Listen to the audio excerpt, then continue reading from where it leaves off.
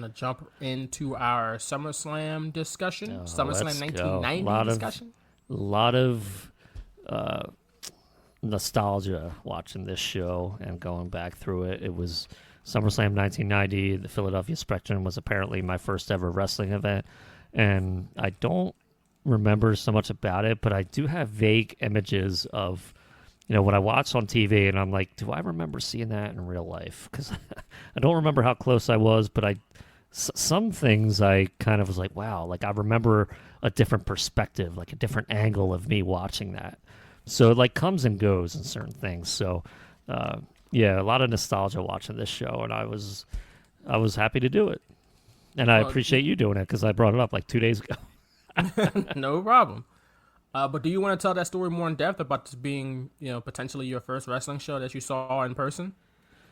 Yeah, I think I've mentioned before that my first ever wrestling show that I watched was WrestleMania 6, and I don't believe I watched the whole thing front, like beginning to end, but I was over at my babysitter's house at the time, and her family were big wrestling fans, so she would put it on, and I would watch it, with all the larger-than-life characters and the colors and the, just everything kind of, I gravitated towards it and watched it, and, the way they reacted to everything going on, like, I was kind of like, wow, this is important. I should be involved in it. Like, I should like this stuff if I want to feel like part of everyone else.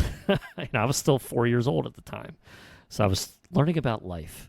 So at some point between WrestleMania 6, because I didn't watch that live, and SummerSlam, I saw Ultimate Warrior versus Hulk Hogan. I was hooked. I don't think I watched the weekly shows on the weekend when they would have superstars and stuff. I don't believe I watched those until maybe 1991.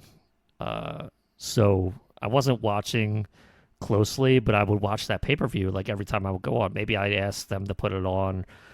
Maybe it was just me and everyone else, all the other kids were out. So, my babysitter was watching me and she would put it on so I could watch it. Somehow, my mom took me to SummerSlam 1990, and my babysitter's family and her, they were there, but they were in a different section. And part of me remembers, like, looking back up a couple rows and seeing them. And I'm like, would that have been in a house show? I'm trying to remember. And, one of the, my friend that was close to my age a couple years ago, actually, I remember asking her. And she was like, yeah, like both our families were at SummerSlam. So, I mean, I wasn't being lied to, like, why would they lie to me about that? So I had a very vague memory of being at SummerSlam, but I have a better recollection of the event by watching the VHS tape multiple times as a kid. And even on the network, when the WWE Network came up, it was one of the first shows I watched just for the nostalgia feel. And I don't even remember, like, before the pay-per-view or after the pay-per-view, like, what happened. But I do have an image of the cage, steel cage around the ring, Ultimate Warrior climbing up on it and shaking it from a different perspective than we see on the WWE Network on the actual pay-per-view. So it's very interesting how I go, like, in and out of remembering certain things and not remembering others about that event. That's dope, man. That's dope.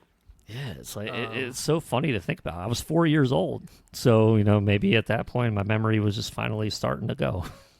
Or I should say, my memory at least starts there. Yeah, not starting to go. I mean, that'd be wild if you're 4 years old and you're already forgetting stuff that you don't even remember yet. Like, I got a memory like that too of when I saw RoboCop 3 in the movie theater when I was like 3 or 4 years old. But I remember being there mainly because I had an ear infection and I was crying the entire movie.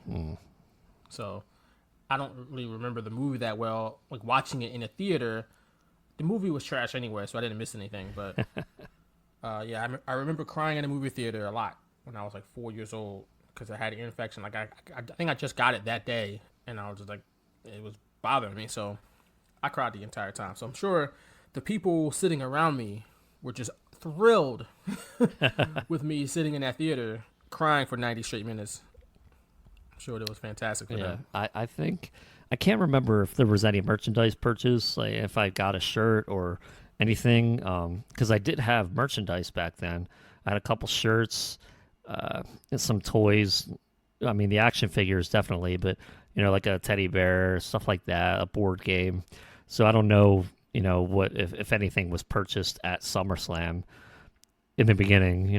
Was it my first wrestling stuff there, or if it came later down the road? But I wish I still had some of these things because through the years I've either gotten rid of them or they're in storage somewhere, and I haven't been able to get the storage. So eventually I'll get there and I'll see if maybe I'm like, well, maybe I could look up something, see if it was available in August 1990 versus later. But very, very vague memory of it. And that might have been my first time ever at the Spectrum because I didn't go to any sporting events there except wrestling matches. Speaking of the Spectrum, glad you brought it up. By the way, I was only a year and a half old when this event happened, so I was not in attendance on this night. But the Spectrum, this was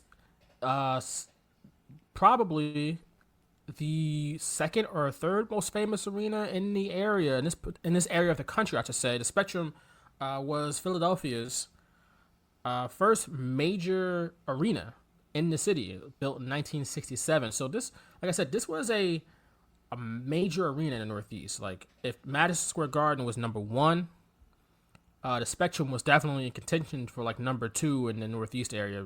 With like the Boston Garden and I don't know what the other, maybe Meadowlands Arena. That's about it though. Yeah, I was going to say MSG and Boston Garden pretty much because. We even maybe the Maple Leaf Gardens, but that's in Canada. So if you're talking the U.S. only, yeah, definitely among the top three. So it was a big time arena. WWE would come to Philly, especially in the 80s. They would come to the Spectrum, I think monthly. Like they came here a lot back in the 80s, and this is in 1990. So obviously coming out of the 80s. But the Spectrum was big just for the building itself was a major building in the country. We're talking, Flyers and Sixers played there, of course. The building was built for the Flyers specifically. Like I think the Flyers are the ones who built it, and they let the Sixers play there as well. But the building the building wasn't built, I should say, until the Flyers became a thing in Philadelphia in '67. But it had numerous rock concerts, all the top rock concert and musical acts, in general over the years, up until, when it was finally closed down and torn down. You name it, they performed it. Like a who's who of people performed at the Spectrum because again, it was a massive building in the air. It's a big deal to be there.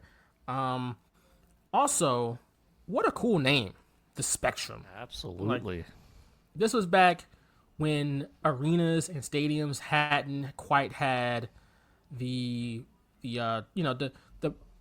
promotional aspect to it, or the when people would buy sponsorship on the building. So like Wells Fargo Center or Staples Center or something like that. Now it's not Boston Garden, it's TD Garden in Boston. It's not Maple Leaf Gardens. That building's torn down anyway, I believe. Yeah. It's the Air Canada Center, in Toronto. So this is when the buildings just had character and they had their own name. So you get the Spectrum. You had, again, Boston Garden, Maple Leaf Gardens. You had the Omni in Atlanta. You had, remember the Mecca in Milwaukee? Yeah. Some of those arenas had cool names that you just don't see anymore because of sponsorship. And hey, I get it. That's a lot of money that sports teams and these buildings can bring in. There's a lot of revenue they can bring in. I mean, millions on top of millions of dollars. Yeah. But it just to slap a bank name on top of the building and then you go, like you said. And the stadiums, too, had these types of names. Of course, here in Philly, we had Veterans Stadium, which also hosted the Great American Bash event, I think in 86, I think.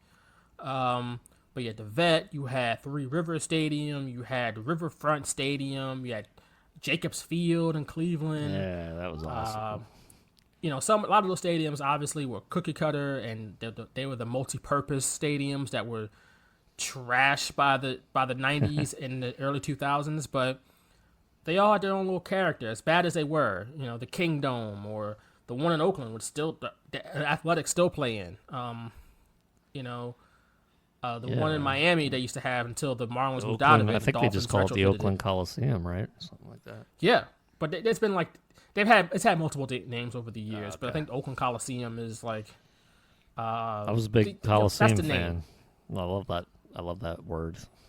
Right. Coliseum video. There you go. But like Candlestick Park in San Francisco, or the Astrodome, which hosted WrestleMania in 2001, Kingdome, all these types of stadiums, and for the vast majority of them are gone. They were only built like in the 70s. I think Veterans Stadium opened like early 70s, and by 2002, 2003, all those stadiums were either no one was playing there or they were torn down.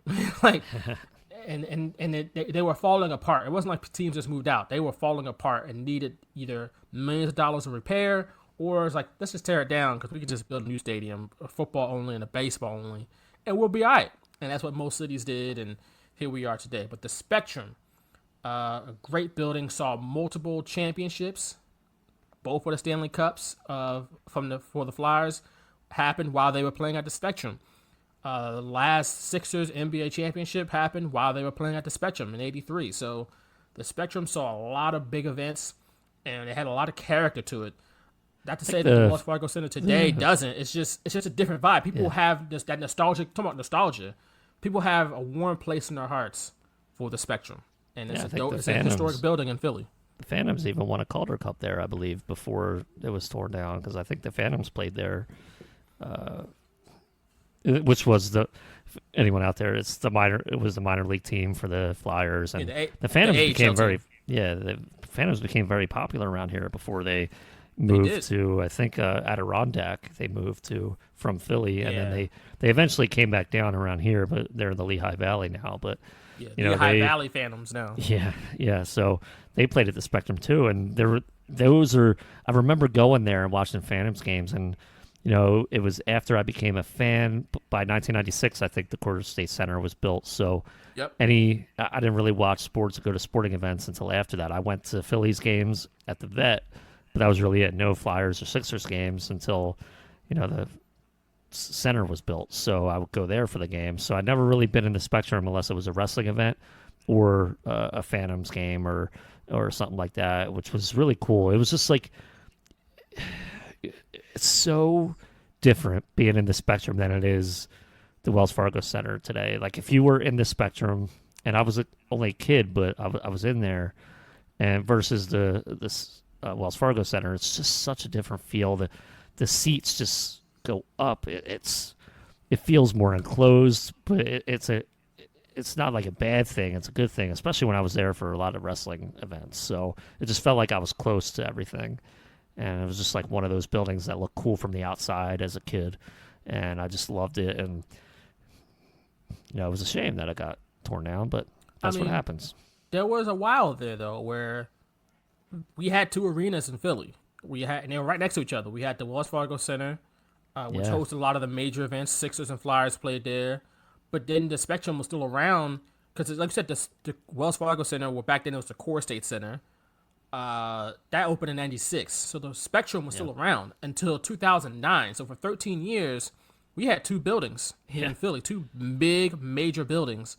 So a lot of times, what you see was the Flyers and Sixers, they had their dates in the main building, but the Spectrum, a lot of these secondary teams like the Soul, or even the one time I was in the Spectrum was when I watched the Kicks. Remember the indoor soccer team? Yeah, I remember that. I had a middle school trip there. In like 2001, 2000, something like that, when we went to see a Kicks game at the Spectrum.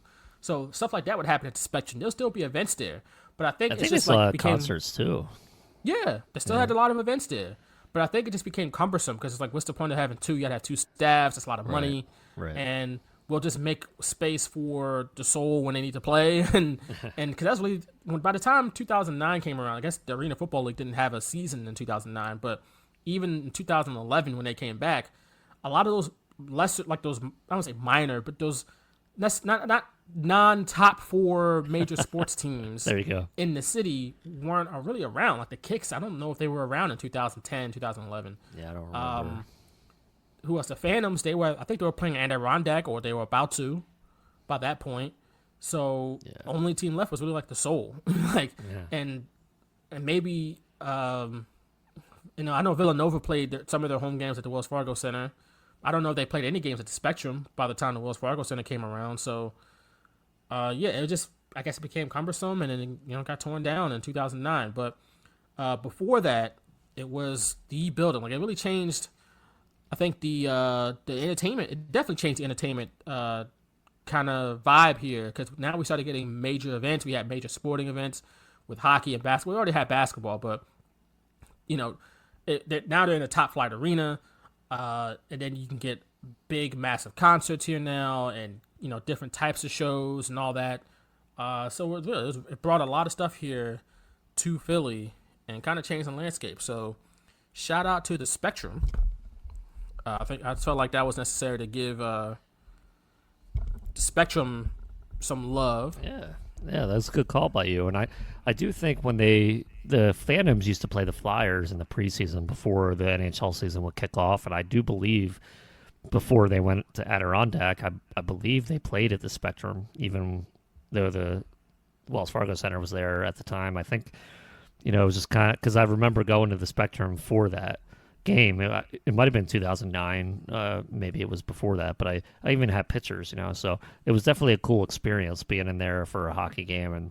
And Phantoms versus Flyers, fun little exhibition game before the season got started for each of them. And that was, I think, the last time I was in the Spectrum for that. Right. Yeah, just I know people from outside of Philly, they're not familiar with the Spectrum, but it was like our palace. It was like a big deal for stuff to happen at the Spectrum, and like I said, it's still near and dear to a lot of people's hearts. I remember when they tore it down, and a lot of people was like kind of sad about it. It was like, that's the Spectrum. I remember watching the Flyers there, or watching the Sixers, or Bruce Springsteen, or Hulk Hogan and Ultimate Warrior there, like we're going to talk about on this night. But SummerSlam 1990, it is the third annual SummerSlam in the third different states. The first one was New York, second one was New Jersey, this one in Pennsylvania. 1991, it was New York. So for the first 4 years of SummerSlam, it was pretty much within 3 states in the Eastern time zone: New York, New Jersey, and Pennsylvania. The first time SummerSlam left the Eastern time zone and left this tri-state area in particular was 1992, when it went to London. It just completely left the across country. the pond. Right. Whole different country. It's like, we got to get out of this time zone. We got to get out of this country. Let's go to London. Now, I do remember reading something, and I don't know how accurate it is, and I didn't look into it, but I wondered if you heard it. Was it supposed to be in like Baltimore or something, and then they moved it to London at the last minute? I don't know how you would do that. Like, I don't know how you would move something to London at the last minute. right. I mean, like I agree. I was like, you would have to really like plan that. Like, why would you go to London? That was for the case. Wembley Stadium, 80,000+ seats, when your original plan was to stay in the U.S. in like a 20,000 seat arena. I don't get it. If that were the case, someone please tell us and correct us, because that seems like the opposite. Like, it should be the opposite. Like, you were planning for London, right? And then you settled for Baltimore. Like, yeah. It might have not been Baltimore. It might have been like another eastern city, like you said. It just kind of made me think, and maybe I'll look into that after we record, just to make sure I'm accurate. But I do believe I read that. I think I've heard that before too, but I'm not totally sure. I can't really speak on it with any knowledge or authority. Right. But what I can speak on with authority is Vince McMahon's ridiculous introductions for pay-per-views. He did it at WrestleMania 6. And here we are a couple months later in August for SummerSlam 1990. And here he is again with these voiceovers. It's the heat is back at SummerSlam. Oh my God, it's hot. It's so hot. It's hot in Philadelphia. It's so humid too. Welcome to SummerSlam, everybody. Like, that's pretty much it. My first, the very first time I ever heard Vince McMahon, so... Go figure, because he wasn't part of WrestleMania 6. I mean, the intro, yes, but I didn't watch that until many years later. So for me, it was always Gorilla Monsoon, Jesse Ventura, and then boom, I get Vince McMahon and Roddy Piper. Right. which was a pair that I don't recall hearing until this show. I don't remember hearing them both on the call together. Usually it's Vince and or Gorilla and Jesse the Body Ventura. Yeah, Vince and Jesse the Body Ventura, I think, for a little bit there. And Vince and Jerry Lawler and Jim Ross. Vince and Macho Man. Tonight, on this night, we got Vince McMahon and Roddy Piper, which was a unique pairing. But I'll have more to say about things Roddy Piper said on the show in a little bit. But interesting thing about Piper is that he had not long come back from doing movies, including the big movie he did was They Live, which was, I don't know if you've seen that movie, Nick. I've seen clips. Okay, that's an improvement over not seeing it at all, which is your usual answer. It is. But big sci-fi hit movie with directed by John Carpenter, one of my favorite directors of all time. Directed Halloween, directed The Thing, probably my favorite horror movie of all time, and did Prince of Darkness, Into the Mouth of Madness, a lot of great movies. So and he did the remake of Halloween a couple years ago, the one that had Jamie Lee Curtis back in it again. So that's who's on the call. Roddy Piper, he was doing John Carpenter movies. He comes back. Now he's calling SummerSlam in 1990. Yeah, and apparently because Jesse Ventura left a couple weeks prior. Oh. Yeah. I was not aware of that. Yeah, so it was that whole video game debacle. If you've ever heard of Jesse Ventura wanting royalties from a video game or whatever, that apparently caused that. How dare he ask for royalties on his likeness? What a crazy thing to do. Yeah, this was, I think, Piper's first pay-per-view on commentary. I don't know if it was the first time he was ever on it, because maybe the weekly shows he was on, but I think he did commentary back in the territories too, and he was like, in the territories. But this had to have been his first pay-per-view, right? Because before this was on WrestleMania, and he wasn't on call for that. He was wrestling Bad News Brown, and he painted himself half black for some reason. He did. He was not painted half black on this pay-per-view, though. No, but he had some strange things to say. He had a lot of strange things to say. Get into it in a little bit. But we start off the show with the Rockers versus Power and Glory, Hercules and Paul Roma.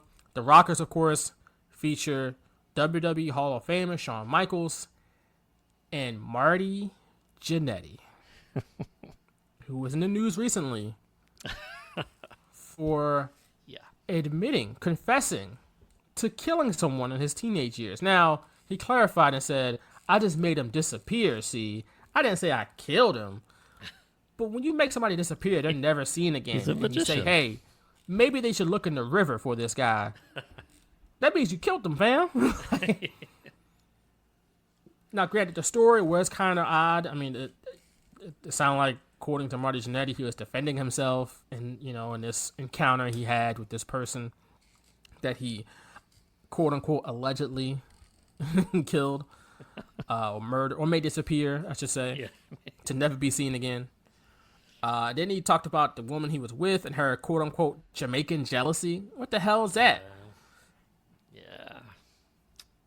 Jamaican jealousy.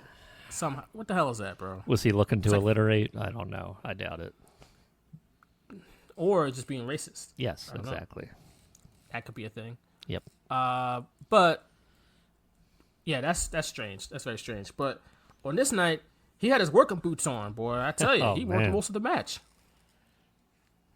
Yeah, it was actually an extended squash, and Shawn Michaels apparently had a knee injury going into this, and you could kind of tell through when they were running down to the ring, they weren't really running. They were, Marty Jannetty, what a good partner. He was, power walking with Shawn Michaels, so it didn't look like Shawn was hurt or anything, but you could definitely tell Shawn was limping around out there, and then he had to sell the knee after Hercules hit the chain with it. And, it was a beautiful tag team match. I'm going to say I loved it. I loved this tag team match. Beautiful? All right. I loved this tag team match. I just said beautiful. But me, it was perfect tag team work from Power and Glory. Taking out Shawn when he was trying to get up like 3 or 4 times. Like working Marty Jannetty, I just thought it was awesome. I mean, it was a good story that they told in there.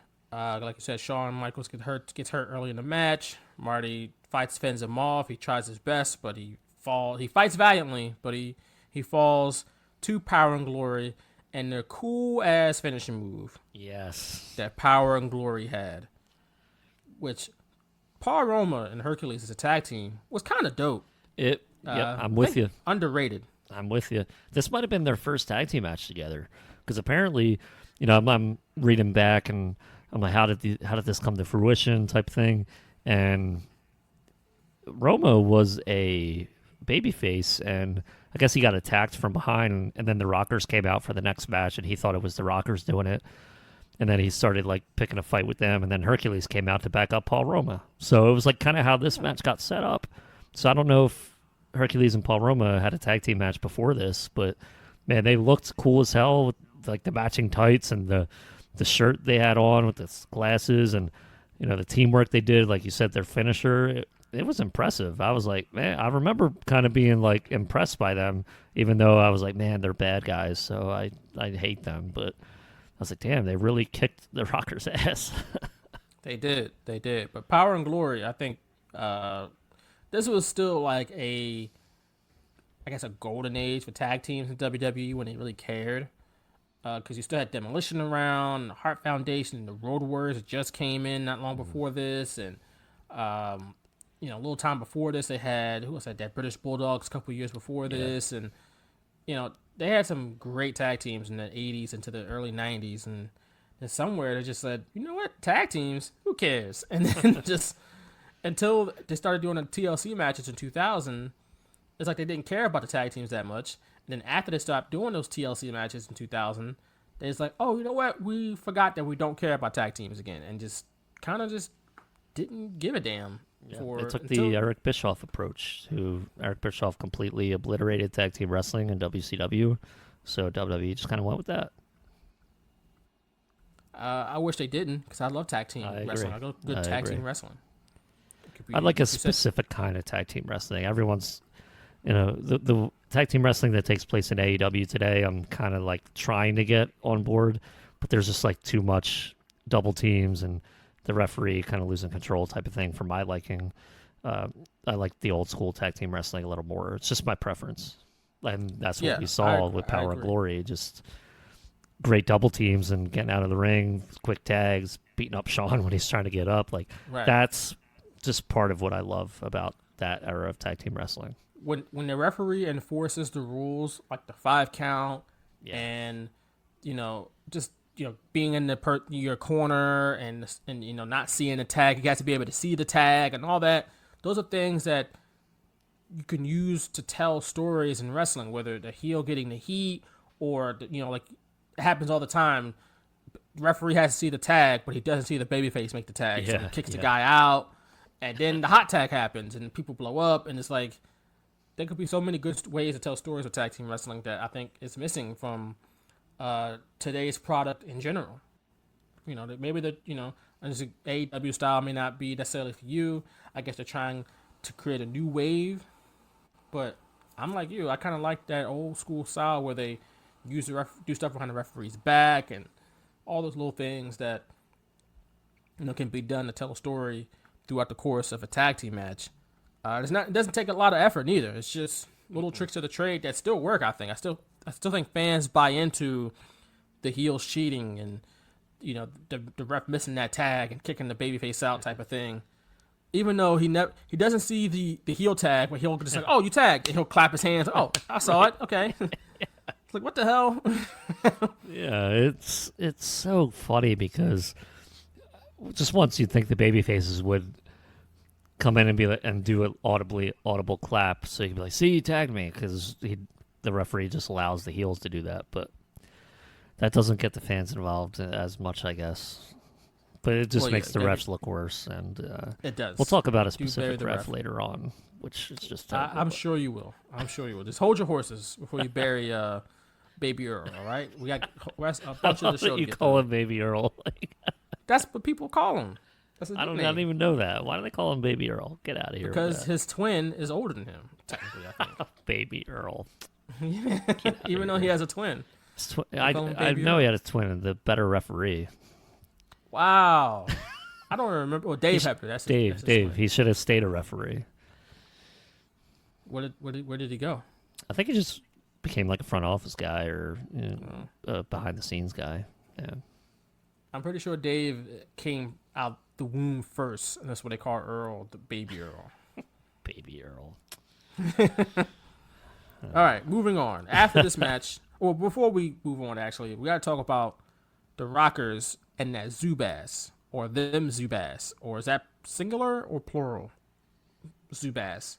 I don't know. No idea. Either way, whoo, that was a look. Yeah, I mean, it was colorful, that a lot of the colorful things got me interested in just watching. Like it was something different, I guess. I don't know. That's fair. I didn't really think much of it. Then I was just kind of like, wow, wrestlers dress funny, but it's cool because like people are cheering for them, so it's not weird. So yeah, that's kind of like my thought process at 4 years old. Thing about the Zubaz, it stuck around for a while. Like I think people were wearing Zubaz until like 94. like people were still wearing Zubaz in like 94, maybe 95, but Zubaz was here for a good while. Yeah, definitely. Definitely in pro wrestling. Yeah, definitely in pro wrestling. I want you to look up something though. There was an arena football team called the Tampa Bay Storm, and they wore Zubaz pants for a couple years. You should look it up. Oh boy. It was quite hideous, if you could imagine, but it was the early 90s and people liked it, so, whatever. It redirected me to my Kohl's app. There you go. Should I buy them? Wow, $40. That's intense. Kohl's app. Hey, no, I just Google searched it, and then the first thing was Kohl's. They have Zubaz at Kohl's? Men's Zubaz black and red Tampa Bay Buccaneers throwback zebra pants. So it was the Buccaneers, so it wasn't what you said. Tampa Bay Storm. Okay. Let's see. Okay, I see a picture. Yeah, those are something. Oh, boy. Those are something. You know who the quarterback was for the Tampa Bay Storm? Carson Wentz. Good guess. No. Jay Gruden. Oh, wow. Oh, look at that. I went to a story from May 2014 on CBS Sports, and they're Jay Gruden rocking that Zubaz is the caption. Man. Jay Gruden, Arena Football League legend, bro. Man, that was in 1991. Wow. Won championships as a quarterback and a head coach. How about that? Wow. Jay Gruden. All right. After the match, we get an interview with Sean Mooney and Mr. Perfect and Bobby Heenan. I had a couple observations from this. Number one, Sean Mooney, probably the GOAT, one of the GOAT backstage interviewers. Him, Gene Okerlund. I'm sure you can name a couple more besides those two. Joe Fowler. But who? No. Joe Fowler. Oh, stop it. But Sean Mooney was great. But how perfect, no pun intended, was a tandem of Mr. Perfect and Bobby Heenan. They were like they fit together like they were just perfect together. No pun intended. I think that's absolutely a pun intended. They just played off each other so well. And yeah, maybe this was pre-taped or whatever, but just the back and forth and just everything, it just was great. And you could tell that they were like a tight-knit unit. There was nothing that was going to come between them, not even a tornado. And the way they would, talk about a tornado and how you could see it coming from a mile away, stuff like that, just like denigrating him because of his name, his nickname, I should say.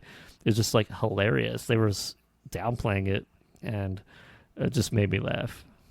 Speaking of that promo, there were a lot of tornado puns throughout the promo and the match, the ensuing match between Mr. Perfect and the Texas Tornado for the WWE Intercontinental Championship. Of course, Texas Tornado was Kerry Von Erich, his wrestling name was Kerry Von Erich.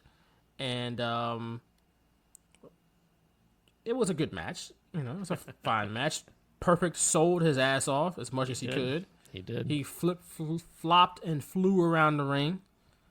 Only like Mr. Perfect could. Like, there are many giftable moments from this match, especially the finish where he hit the tornado punch and Perfect did a somersault pretty much after. He spun around like 80 times. Right. That's a talent, man. That's really talented. But one thing I found interesting was Piper talking about what he asked what Heenan knew about wrestling, which I know in character, in story, Piper was only saying that because Heenan was a manager. And I'm also sure that Piper actually knew about Heenan's wrestling past, but Bobby Heenan was an actual wrestler back in the day before his managerial days. He was, I don't know if he's a top guy, but he was, wrestled a lot before he became a manager. But I think he stopped wrestling because he had an injury. But Heenan actually knew a lot about wrestling, in fact. Yeah, he was probably a godfather of wrestling.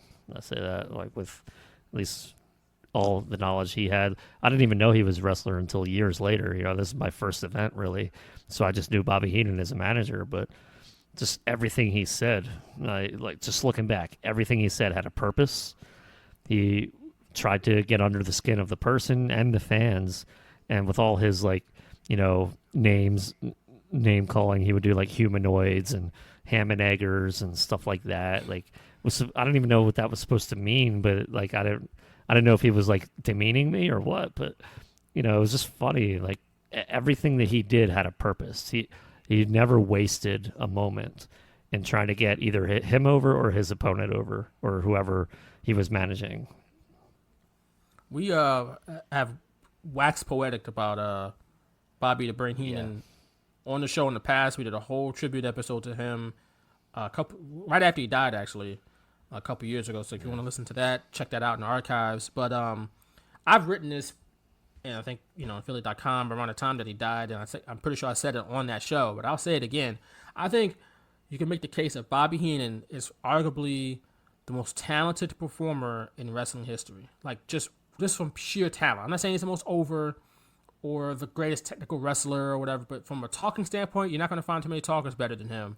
And as you saw in this match, he could sell his ass off because when Texas Tornado hit him, he flew around. And I was watching it with my girlfriend, even she was like, wow, that was a good fall. I was like, yeah, that was. Like, he did as much as he can to make Kerry Von Erich look good with that punch.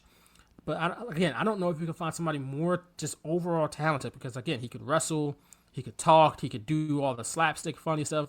And I wrote it, too, in the story, like, I guess my obituary to him a couple years ago. He could have succeeded in any form of entertainment, whether it's comedy, movies, whatever, television. He could have been successful. We were just lucky enough that he chose wrestling. He was that talented. Yep. He could have done anything in Hollywood, anything in TV. He just so happened to be in wrestling, and we were all fortunate as wrestling fans to have him, really showcase his talents in our wacky, crazy art form known as pro wrestling. But Bobby Heenan, I can't say enough about him or how good he was as a talent, pure talent. And what makes it even more impressive to me is that both Bobby Heenan and Mr. Perfect did this with only really like a week or two preparation. Because do you remember who the original opponent for Mr. Perfect was supposed to be? I'm going to guess it was Brutus Beefcake. Yeah. Because he beat him at WrestleMania, right? Yeah. And that's when he had his parasailing accident. So, that's Brutus was out for a while and they plugged in Kerry Von Erich. And hell, if I knew, it was my first wrestling event, really like big event and pay-per-view that I taped myself. I'm thinking like Kerry Von Erich's this huge star just based off Mr. Perfect and Bobby Heenan. It's crazy how good they were at what they did. Yeah, they made him look like $1 million in just one match. Backstage, though, they're back there. They interrupt. Heenan and Perfect interrupt the actual GOAT backstage interviewer, Mean Gene Okerlund. And Heenan is crying, and they're upset, and it's great. Heenan just crying. I can't believe it. Oh, terrible refereeing. Oh, it's so good. It's so good. Like, Bobby Heenan, rest in peace. Did you notice this? Heenan. What's that? Yes, rest in peace, Bobby Heenan. Did you notice before the match they had played that promo for with Kerry Von Erich, the Texas Tornado? He was wearing yellow tights, and he came out wearing white tights. You notice that? I did not notice that, but I guess it was a pre-tape. They taped it before the show, which Correct. I'm sure all those pre-match promos. But right. And it's funny because I made a note of it, but when I was 4 years old, I always thought that was weird. I was like, why would he change his tights from the time he interviewed in the back to when he went to the ring? Like, why would he change his tights? Because, they weren't shorts. You could tell they were the same tights, the same, they didn't have any legs on them or whatever. And even as a 4-year-old, I was like, that's just kind of weird. And I was looking for continuity at that point, apparently. And I was reminded by his promo about how he came out in different tights to the pay-per-view than the pre-match promo. So it was just like, I didn't even realize things were taped beforehand back then. So in my mind, I'm like, he changed his tights from 5 seconds ago. Like, that makes no sense. So they could have taped that promo the day before, even. They could have. Probably didn't even happen that day. Yeah, correct, yeah. So it's funny looking back now, like my 4-year-old mind, I'm like even thinking, why the hell does he have different colored tights on? Yeah, that's a little flub on Kerry Von Erich's part. That's right. You got to wear the same tights, baby. This is man. right before you go out to the ring. So wear the same tights that you're going to wear in the ring. But next on the card, we got Sensational Sherry versus Sweet Sapphire. Now, there's some story here. A lot of story here. Yeah. For one, of course, Sapphire, who I'm going to talk about a little bit, in some detail. So give me a second there. Let me set up the story first. Sapphire was, of course, with Dusty Rhodes as his manager. He's going against Macho Man, who has Sherry as his manager. So naturally, they're gonna fight each other. They're supposed to fight each other. Sapphire never comes out. So Sherry is standing in the ring wearing a awful mask. She looked like Willow, like Jeff Hardy's character Willow. Yeah. And she had That's where he stole it from, that bastard. Pretty much. And he had like Finn Balor's face paint on, or body paint. She looked like a member of Cats, of the musical.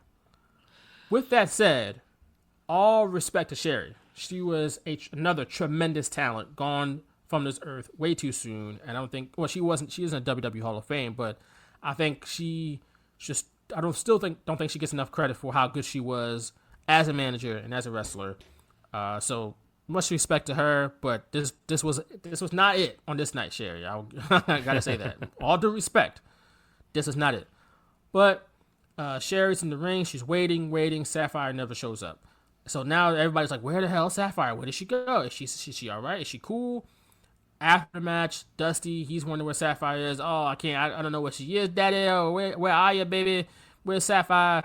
Jim Duggan comes in for some reason. Oh, we're looking for her, Dusty. It's like, what? Why is Jim Duggan part of the search party? Oh, I hated that.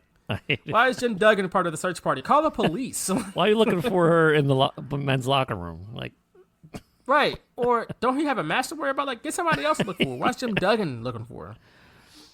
But we got to talk about Sapphire in particular.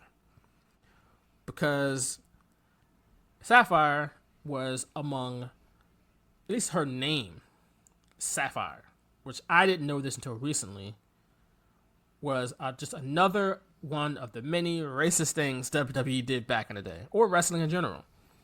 And the timing of this is kind of also fitting because we just lost James Harris recently, who also played the character Kamala in WWF TV, or in Mid-South as well. And he was supposed to be this Ugandan giant, carnivore, what's the word I'm looking for? Cannibalistic type of character, big, black and scary, had all the paint on his face and stuff like that. Pretty much had a bone through his nose, and I'm sure they made a lot of money with Kamala back in Mid-South and even in WWF, but doesn't mean it wasn't super racist. And because James Harris is just a guy from the South who was just like, oh, I want to make some money, and he did what he had to do to feed his family, which was paint his face up, paint his stomach up, and all this and that. So, but Sapphire was also in that line as well, because I don't know if you knew this, Nick, but the term a sapphire is like a black character trope from the 1800s into the 1900s, and it's pretty much a caricature that's a black sassy woman. You know, the angry black woman, and she's known as a Sapphire. And I got this straight, so if you don't believe me and what I'm saying to you, I got this straight from my information from the National Museum of African American History and Culture.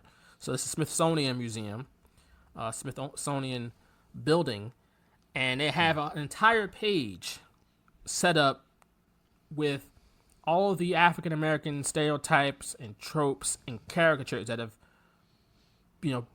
been permeated our entertainment in our society. I just pulled it up. For centuries, right? Yeah. And I'm going to read it straight from the website for those that are interested. So it says, the Sapphire caricature from the 1800s through the mid-1900s popularly portrayed black women as sassy, emasculating, and domineering, unlike the mammy figure, which is also was a very popular trope and caricature of African-American women back in the early 1900s, late 1800s, the mammy figure. So unlike the mammy figure, this trope depicted African-American women as aggressive, loud, and angry in direct violation of social norms. The Sapphire stereotype earned its name on the CBS television show Amos and Andy, in association with the character Sapphire Stevens.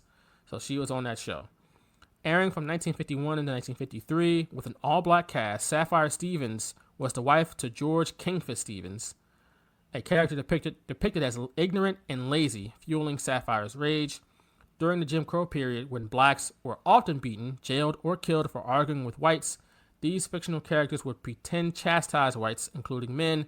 Their sassiness was supposed to indicate their acceptance as members of the white family, and acceptance of that sassiness implied that slavery and segregation was not overly oppressive, which of course it was. Wow. So, yeah, I know some people may not know that. But this page here has all the different tropes, like the Mandingo, which is like the big black man who, big strong black man, or, watermelons and Uncle Toms and, mammy figures and stuff like that. So just a couple of they call it the popular and pervasive stereotypes of African Americans. So that's straight from the Smithsonian website. And it's just something to think about when you look at Sapphire, who was this sassy black woman who danced around with Dusty Rhodes, and he's a sweet Sapphire and all this and that. And I know on TV it's supposed to be this lovable thing and this lovable relationship that they had, right. But it was also kind of racist, much like everything else that happened with black people in WWF, including Slick, who we failed to mention earlier. Was like this black preacher pimp type of guy, and he was a jive soul bro and all that. I think Slick was very talented in what he did, but doesn't mean he didn't depict essentially a blaxploitation character on TV. On WWF TV, but something to think about. And there's some deeper meaning behind Sapphire that maybe WWE knew about. They named her, so I guess they did. I don't know, but that's where Sapphire, the name itself, is a black trope, African American trope character that was a negative one, or a stereotype that was depicted on television and radio and media throughout the 20th century. So, yeah, we're going to talk more about Sapphire in the show, but just keep that in mind when we talk about Sapphire. Yeah, that's the first time hearing about that, so thank you for bringing it to my attention. I didn't even think about that.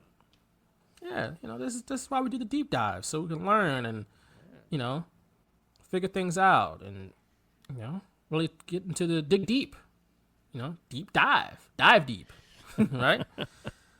We're going to go deep. We got to go deep as the abyss right now. To me, there's no doubt. Shout out to Abyss, by the way. Yeah. To me, there's no doubt in my mind they knew exactly what it was, but that's just kind of how I react to, that stuff. I mean, even in 1990, I think someone in that position, Vince, anyone running the company with them would have known, because they're like an entertainment company still at that point. Like they're going national. They've been national for a while at that point. I don't think there's a way they didn't know that. But and the fans didn't know. I mean, there's no Google. You can't just instantly look up like I did last night when I was watching it. I was like, I'm pretty sure, because I've heard of that. I've heard of that vaguely before, but I wanted to confirm it. And because I don't know, I forget where I heard it in the past, that Sapphire is like a African American trope or caricature. It's a negative one, like Mammy or Uncle Tom. But I had to confirm it, and I looked it up, and I found the African American museum website, and there it was. A couple paragraphs about it. So, yeah. Moving on. Moving on to the Warlord versus Tito Santana, and we got to talk about Tito Santana. Oh man. I wish Brian Isley was here for this, because this was, and he's not here to say that otherwise, but this is, to this day, Brian Isley's favorite wrestler, is it not? Yeah. I don't think he was a Rick Martel fan after they split, so he was Tito all the way. Tito all the way. I must say, Tito Santana's theme music was kind of funky. I dug it. It was a banger. It was a banger. It was kind of smooth. Yeah. I definitely dug it.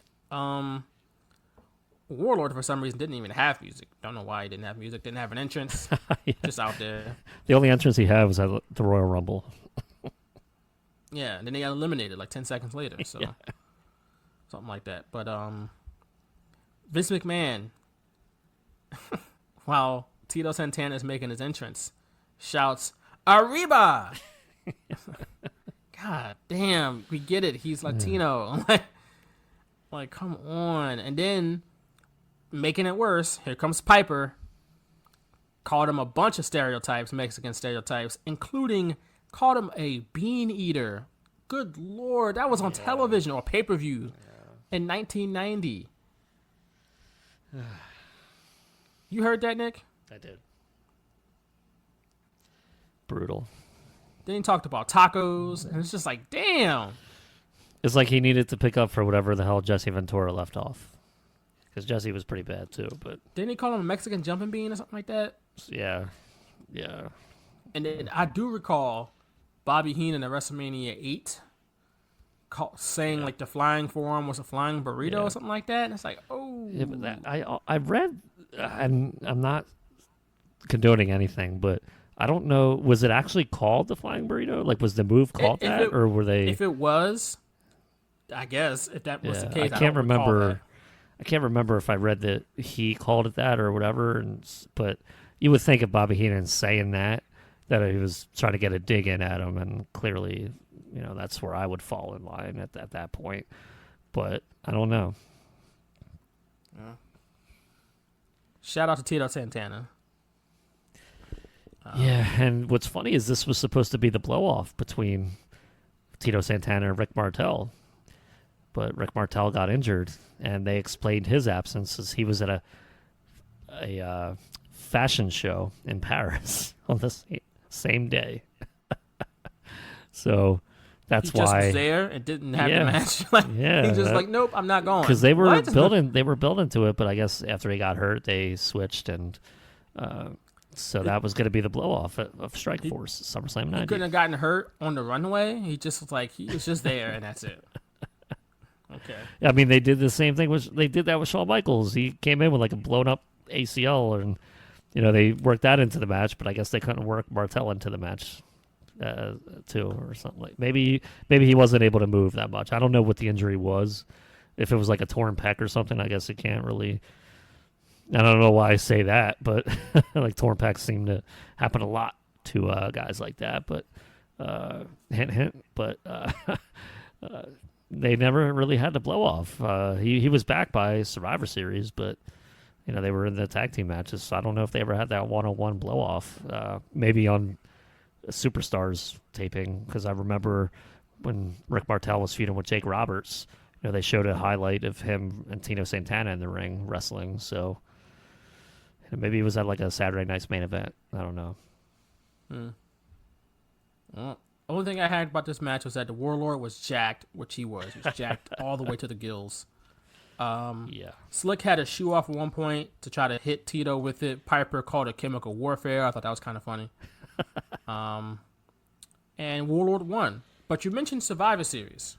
Because after this match, Vince McMahon went on this promo about Survivor Series. And to me, it felt odd because we know how WWE is today. They have a pay-per-view every month, but back in 1990 that wasn't the case. They had 4 pay-per-views a year. They only had WrestleMania, SummerSlam, Survivor Series, and the Royal Rumble.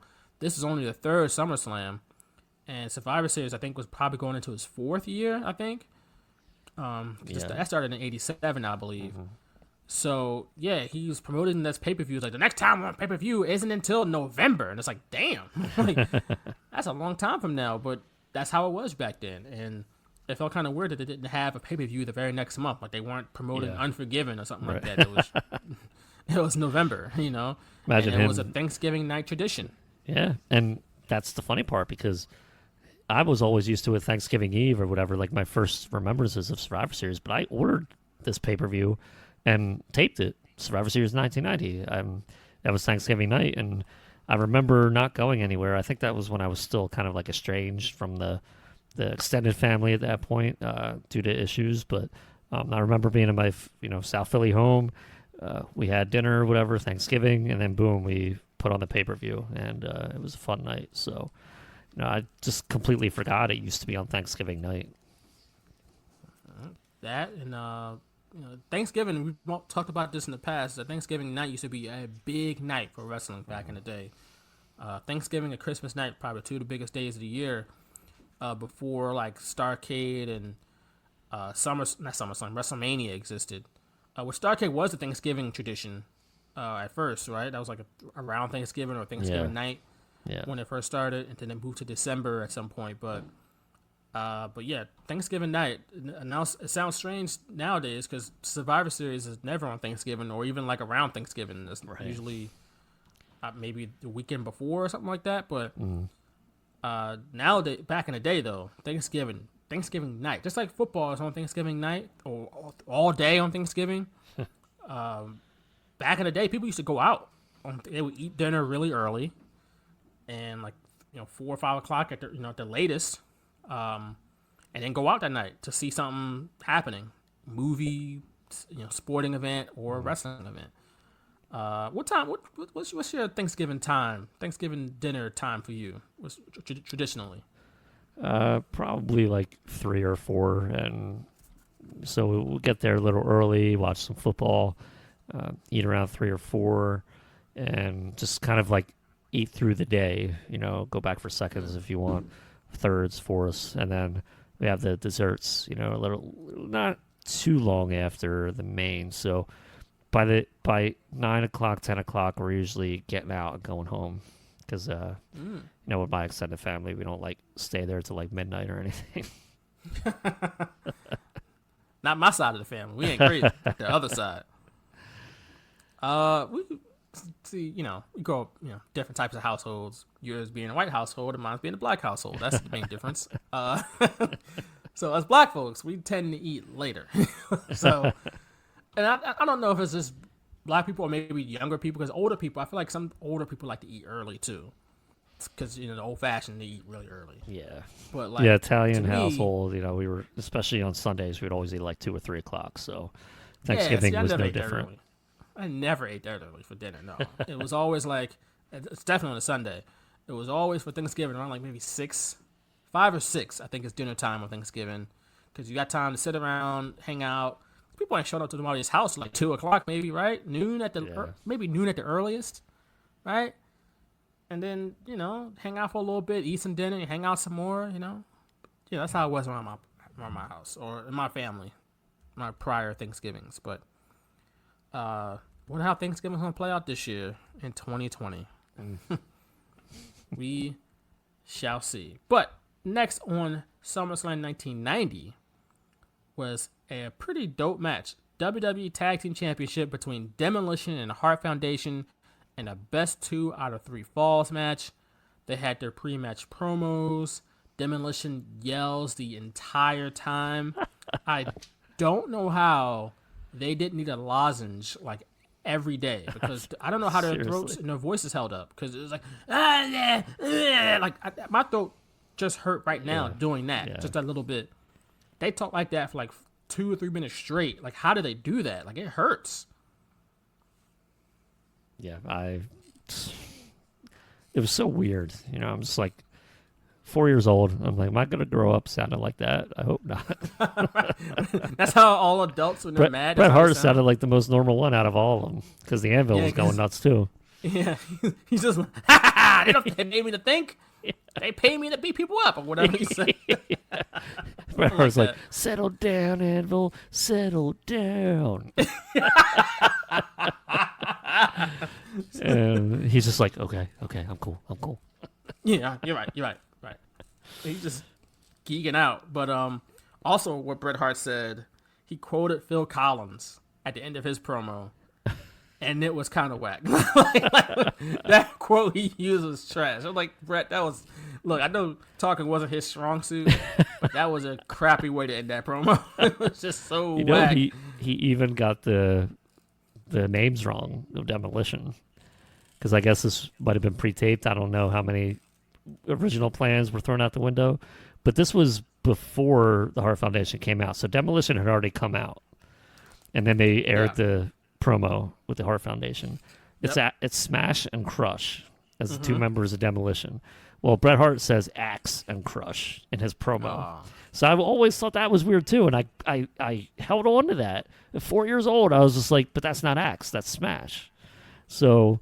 these things coming back to me, I always think something's weird, but then I just let it go because it's like, well, clearly it's not that important because no one else is making a big deal about it. But it is. It's a continuity thing. That's just so simple. But I'm saying, like, back then, I'm watching, the VHS 3 months later, and I'm like, but that's not Axe. Axe was not in the match. What the hell's going on? Not at all. But I guess it didn't matter. It was Crush and Smash who came out to...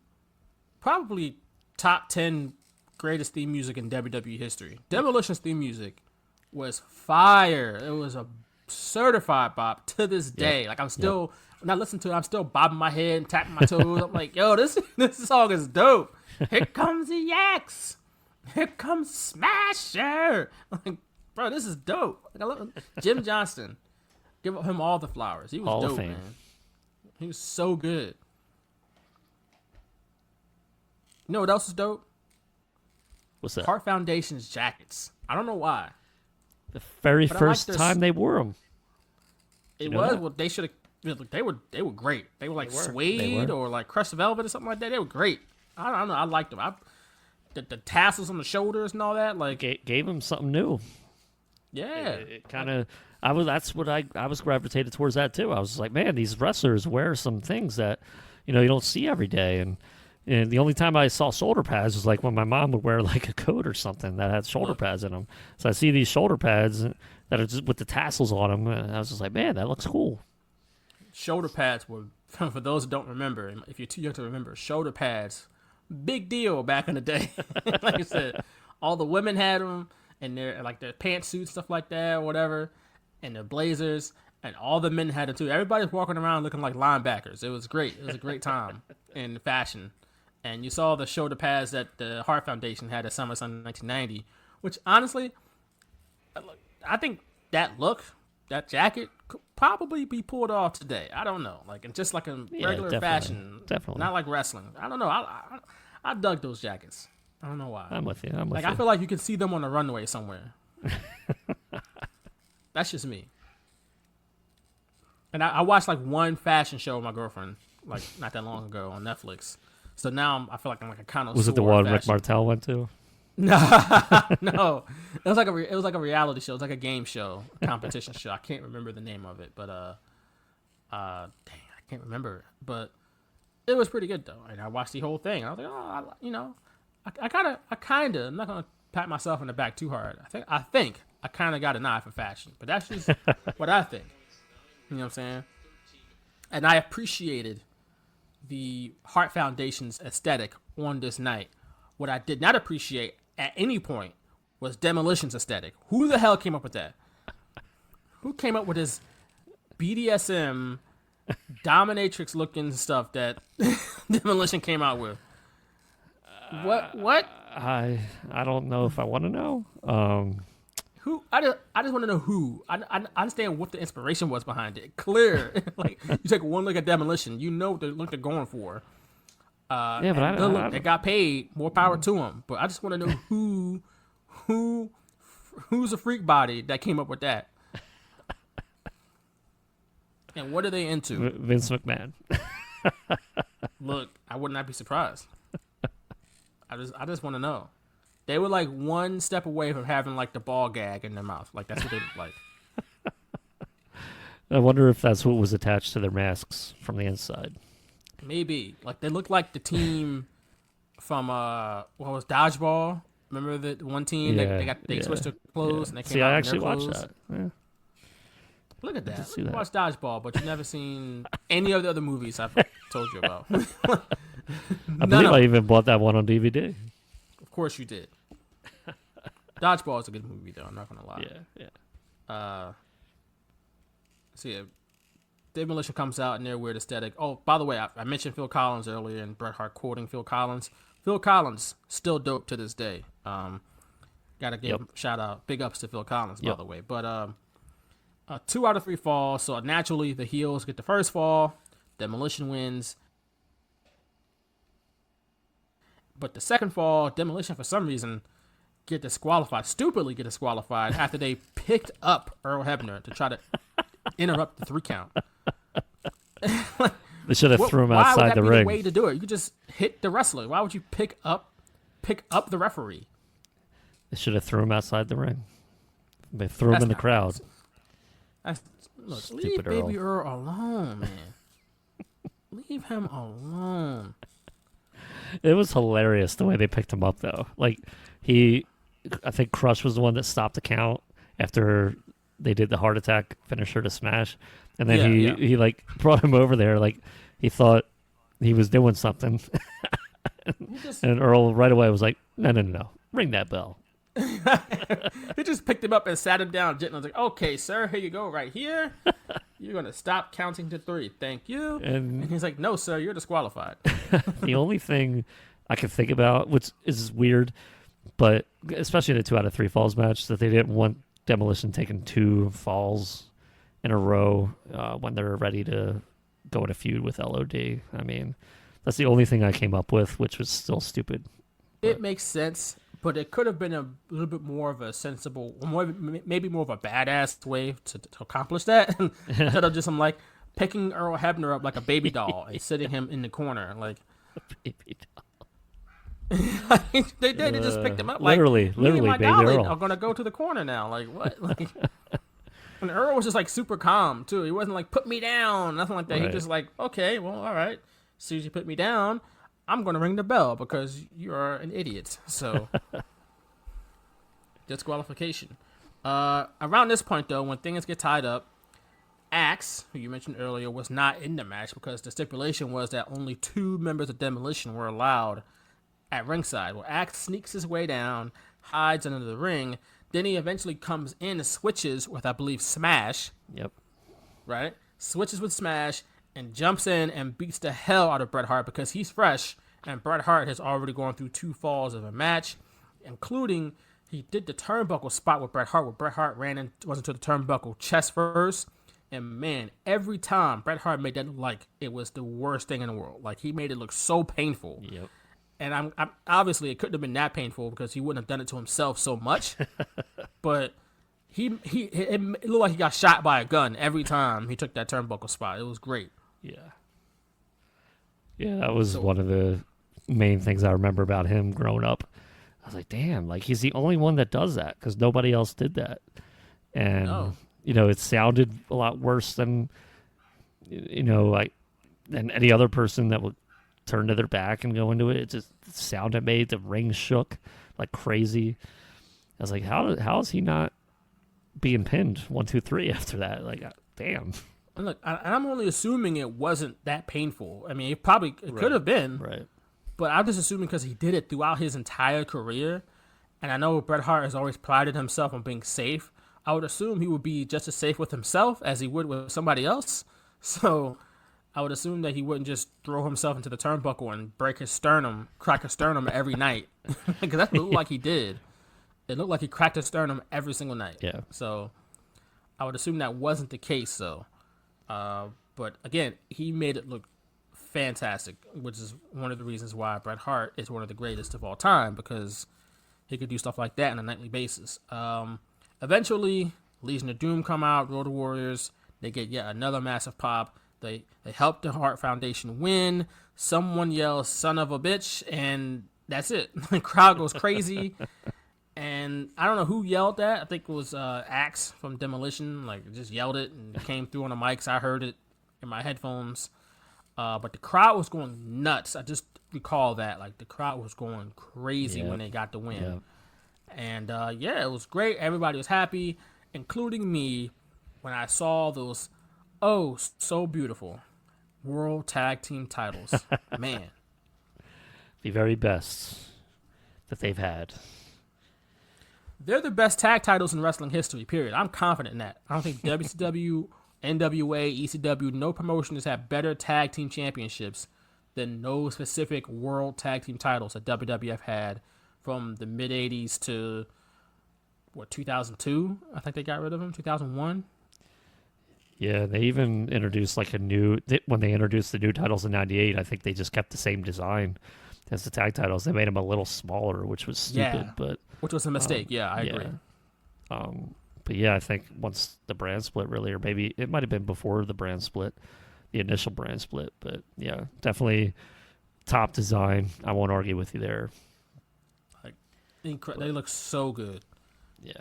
So right after the match, we get a promo for WrestleMania 7. We got to save that. I got to go back to this match. Okay. I was so pissed off that they acted like Axe and Smash looked alike. They kind of did, though. Not to me. Smash has long hair. Axe has the shortest hair of everyone. And nobody noticed. That's true. Earl Hebner didn't notice. He looked right in his eyes. Oh, my God. And Vince McMahon didn't notice. I understand what he's trying to do, but come on. Or Roddy Piper. Or Vince McMahon's actually the only one that did notice. Roddy Piper was sitting there like, that's Axe in the ring. And Roddy Piper would be like, how do you know? Like, what makes you so sure that's Axe? Like, just trying to play it. And Vince McMahon's like, I think it's pretty obvious that's Axe. Or stuff like that. So, I'm sitting here and I'm just like, the ref can't tell the difference? Like, get the hell out of here. And then when the Legion of Doom came down with their spikes for some reason, they took them out like that small ass aisleway. What if they poked someone's eye out with their pads? Like, come on, they should have just came down without the pads on. Like, well, why even put them on? But no, you gotta have the pads, man. That's part of the look. That was a cool aesthetic. They looked like badasses with Demolition. Like they were in for a wild night that I don't want to even describe in any detail. Hey, more power to you. That's what you're into. Hey, fine. And some people get paid to make good money doing it too. I ain't mad at them. I'm just saying it was not look for a badass tag team. But yeah, I mean, they're saying like Smash and Crush look more alike than any of them because they have long hair and I guess their face paint was similar. But Crush is like twice their size. Yeah, like, but he stood out. Smash is, I think, closer to Crush than he is Axe, but whatever. But it was just really frustrating because even as a 4-year-old, they explain things pretty well to me, and I'm like, I know that's Axe, so why are they so confused on TV? Like, I was just really confused, but obviously 4 years old, I'm like, everyone knows more and better than I do, so maybe there's a reason for this crap. I'll say this. When I was watching it last night and to today, I just didn't pay enough attention because I'm also like taking notes and stuff like that, so I was just kind of listening to what they were saying in some parts, and I was like, okay, I can buy it. But now that you mention it, yeah, they don't look alike. They're just kind of the same size, but that's about it. I'll give them size, but when your hair is clearly different and the face paint is clearly different. At least they wore different face paint just so you can tell them apart. Exactly. For that specific reason. And I was always a bigger fan of Smash anyway. I don't know why. Maybe it was the wrestling figure. I thought the wrestling figure, the Hasbro figure, was a lot cooler than. I thought Smash was a lot cooler than Axe. So maybe in real life I just like Smash more. But Barry Darsow, man. All right. Also the Repo Man. Yeah.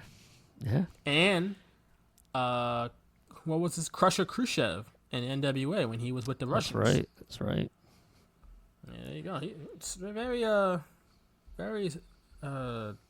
elaborate, not elaborate, but just very extensive career from He did. Our boy Barry Darsow. Shout out to Barry Darsow. Yeah, he just came back to WCW. I'm watching some 98 Nitros, and he's back. Getting beat by Goldberg. He was just Barry Darsow? Yeah, before his miniature golf gimmick. Oh. Yeah. There you go. After the match, as I said earlier, we got a promo for WrestleMania 7 for the LA Coliseum. Here we go. WWE is expecting over 100,000 people in the Coliseum. Screaming fans. Oh, yeah. You can't miss it. They're showing the trucks going down the road, all the different promos. WrestleMania 7, baby, in the Coliseum. Whoops. No, it's not in the Coliseum. That didn't happen. Oh, man. And the reason why WrestleMania 7 wasn't in the Coliseum still to this day is debated amongst fans. Because there's a camp that says WWE flat out just didn't sell enough tickets, which is like kind of odd when you think about it, because right after the next year in WrestleMania 8, they put 60,000 in the Hoosier Dome in Indianapolis. Yep. Just earlier in 1990, they put another 60,000 in the Sky Dome in Toronto. Yeah, the year before, yep. So it wasn't like the product just fell off a cliff in 1990 into 1991 and then came back up in 92. I don't know what actually happened, because the other side is that, I think Bruce Pritchard has said this on his podcast, is that there was a security issue and they couldn't secure the Coliseum or something like that, because this was right as the Gulf War was starting in 1990 into 1991. And, the Super Bowl, I know the Super Bowl was heavily secured and heavily guarded in 1991, right as that Gulf War was really kicking off, or that Giants-Bills Super Bowl. So I don't know, maybe they weren't able to do what the Super Bowl was able to do. Don't know, but still up in the air.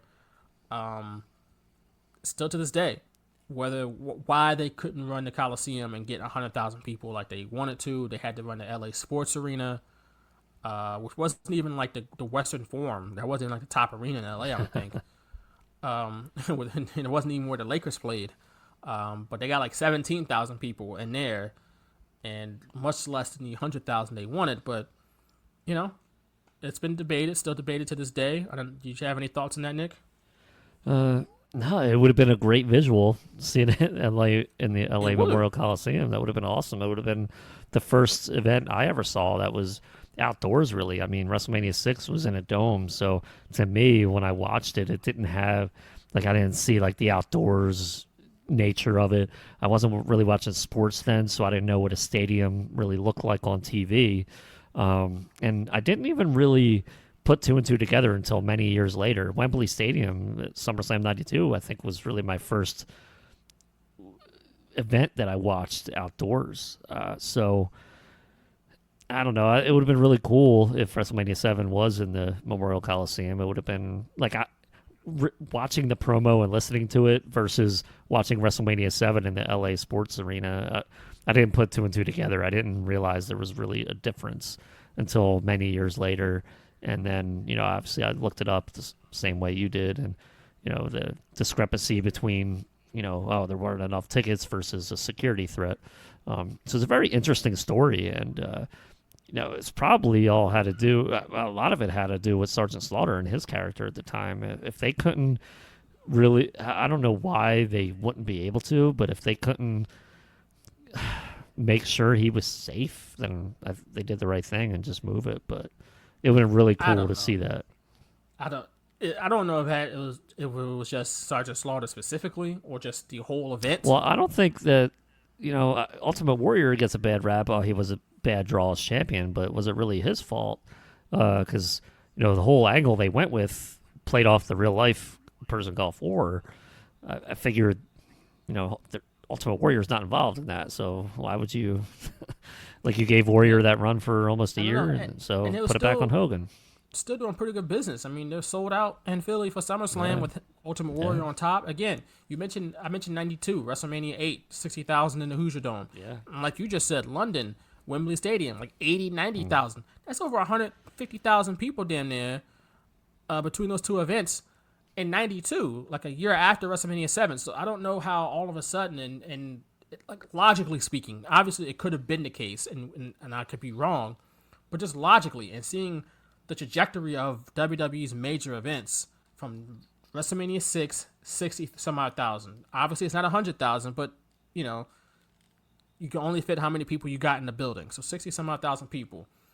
WrestleMania 8, the year after WrestleMania 7, 60 some odd thousand. Wembley Stadium just a couple months later, 80 some odd thousand. It's like, how were they not able to sell enough tickets to get WrestleMania 7 to at least 60 or 70 or 80,000, and then maybe you tarp off the rest, like that you or don't just sell. give them Maybe away. you can't get to 100, right? Or like you said, or give them away, or sell them really cheap, or whatever. Maybe you do some corporate type of stuff and have corporate sponsors get the tickets or something. I don't know. Like, it just feels like that could have happened. You know, I don't know. I mean, like 60,000 people at the Coliseum does look bad. I mean, we've seen football games there where there are like 60, 70,000 just, but they don't fill up the stadium because the stadium is really, really big. Like, but I don't know. It's still a thing that, even though Bruce Pritchard said it was a security thing, I still think people dispute that and believe that it's a ticket thing. I don't know necessarily what to believe. I'm just here to give you what I think as far as like the logic behind it and both sides, I guess. But it's still something that, you know, like I said, people still talk about to this day. And it's always funny to see these promos for WrestleMania 7 because you see them during WrestleMania 6 too, for the next year's WrestleMania. And you see them here at SummerSlam talking about, 100,000 people, big WrestleMania, blah, blah, blah. It's like, that never even happened. And it's always a good talking point. Next, after that promo, we get a Road Warriors promo. And I just always love the Road Warriors promos because they yell a lot too. And I don't know how their voices held up. But then you always have to go from Animal to Hawk, and Animal goes, "Tell him, Hawk!" And then Animal goes, "Well?" And he goes into this thing. And I always thought that was really funny because they did that all the time. And then they cut the promo with the Hart Foundation. They came in with those beautiful belts. But one thing I noticed from this promo, I was looking at Jim Neidhart when he was talking, and for the first time, I was like, damn, Natalya looks exactly like her dad. Like, I saw Natalya in his face, and I hadn't really thought about that before. I hadn't really looked. But when I saw Jim Neidhart talking in this promo, I was like, Natalya looks just like her dad. Like, they had the same kind of, like, expression and stuff like that. So I just thought that was interesting. And that Hawk rubbed Jim Neidhart's beard at the end of the promo. I thought that was funny. That was great. Well, goatee, I should say. It was like a long goatee. And it's so weird, you know, unless you're like in there, I guess. So I'm watching wrestling and I'm like, man, these guys do weird crap, but it's funny, you know, like 4 years old, you know, this, like, you know, 20 years later, am I going to go up to the guy and like rub his goatee the way Hawk did to the Anvil? But it was just so funny. Like, this, unintentionally funny, I should say. So just cracked me up. Yeah, I thought that was just a funny moment. It's just like, oh, Hawk rubbing Jim Neidhart's beard, or goatee, I should say, at the end of the promo. I just thought that was kind of funny. But those little things that happens when you don't have a script, you know, and very scripted promos when guys can color outside the lines a little bit, and you saw that little weird moment between Hawk and Jim Neidhart. Yeah, I thought it was kind of funny, and they were both good guys at least, so you know, they liked each other. So all right. Yeah. But next up, they're talking about Bad News Brown and his Harlem sewer rats. And they're like, we snuck into Bad News Brown's dressing room and got a look at the sewer rats. And these dudes, man, WWF, y'all literally just put a camera up to a cage that literally had a fake rat in the damn cage. Was it Shined fake? the light on it and cut away from it. Was it fake? Come on, now, that thing was either fake or it was dead taxidermy rat. That was exactly what I was gonna say. You took the words out of my mouth. That is hilarious. That's only that wasn't a live breathing rat. That's all I know. What the hell? Why would you get that close to it if it's clearly fake? They had to make it look scary, man. It wasn't scary. It was just. I remember watching. I was like, with the teeth and grr. I was like, wait, hold up. I had to pause. Like, wait a second. No, they did not. Just shoot this fake ass rat in this cage. And it's like, but like it doesn't move. It's just like a scary face. It's like posing for the picture or something. Yeah, exactly. It's cheese. I'm like, man, y'all didn't even try, yo. That's like, and I just, for whatever reason, I got a flashback to Eric Rowan and his stupid cage thing. Yep. Which honestly was much worse than Bad News Brown's fake rat. At least that rat looked like an actual rat. What was Eric Rowan's, like a giant spider that he just murdered? Man, I don't even remember. How crazy is that? I don't even remember how they paid it off, and it was not that long ago. I want to say Braun Strowman or somebody like killed it. Okay. But it was after, like, didn't Rowan get attacked himself by it or something? In his hand a couple times? No, then... he would show it to people and they would get like scared or something. Didn't it attack somebody's face? Or maybe I dreamt that because I wanted to end the storyline, so I wrote it myself. I couldn't tell you. Honestly, I couldn't tell you. It's just another terrible storyline from WWE. Somehow it wasn't. This was slightly better. They said he had 200 pounds of rats. 200 pounds of Harlem, specifically Harlem sewer rats, because Bad News Brown is from New York. I gotta say though, the rats in New York, if you've seen some New York rats, they are just humongous. They are small dogs running around. Yeah, and some people, I've seen the documentary where some people actually hunt these rats with small dogs. It's odd. It's very odd, but yeah, New York rats are big, but Bad News Brown is walking around with 200 pounds worth of rats because he was afraid of snakes. That was the whole thing. He's going against Jake Roberts. Yeah. He is afraid of snakes. Well, how about... Go ahead. Were you going to talk about Damien just chilling in the shower? What? Was his mouth open? I don't know. It's just weird. It's just like... I want you to go back there after this because there's a moment where I was just kind of like, I don't know where the head is and where the tail is. I'm 4 years old. I don't really know snakes that well. And then when I was watching it, I think the head had like the mouth open, like the rat had the mouth open a little bit. And I think Damien had his mouth open, like it was supposed to be like a relaxing thing. So I need to go back there because when I paused it, I couldn't really get a good look. So, I needed to watch the rest of the show.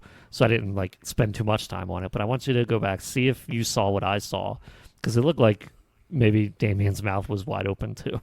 It was just so weird. It was just weird. Let's get a glimpse of the rats. And now let's get a glimpse of Damien. And he's just sitting there. Chilling in the shower. Just hanging. Because that's what snakes do. It's like, what the hell were they expecting? The snake to like jump at the camera or something? Like, what? That was such a weird way to build this match. Just hanging in the shower. Just hanging. I think this is like intermission, right? Because I think we got a bunch of promos at this point. Because then we got Jim Duggan and Nikolai Volkov. They're like a tag team now because the U.S. and the Soviet Union were like cool with each other all of a sudden because of the Gulf War. Yeah. So now, of course, they got to be cool with each other. Just WWE and its patriotism is just all over the place. You know what's hilarious though? Did you catch what Nikolai Volkov said at the end? They're talking about the Orient going against the Orient Express, which was my God, what did he say? And he said, "This is the American Express, and don't leave home without it." As a playoff of the MasterCard American Express, and I chuckled. I chuckled because that was good, Nikolai. That's what I'm saying. Like he wasn't blatantly racist. He was just like, "Oh yeah, well we're the American Express, and don't leave home without it." Like, and I didn't know what he said until like I rewound it, and because it's hard to understand the accents even back then when I was a kid, so I really didn't listen to a lot of the promos that I couldn't understand, and there were a lot of them. And so I went back to this one. And I rewound, and I was like, what did he say? And he said, this is the American Express, and don't leave home without it. And I started cracking up. Nikolai Volkov, by the way. Rest in peace, Nikolai Volkov. Yes. My first ever wrestling signature autograph, I should say. Yeah. Nikolai Volkov. And I was fortunate enough to interview him at WrestleMania in 2015 when it was in Santa Clara. I interviewed him at, WrestleMania Access. And it was good. It was a good interview because that was the year that Rusev was making his WrestleMania debut, and they were really playing up the whole Russian angle, he was with Vladimir Putin. Yeah.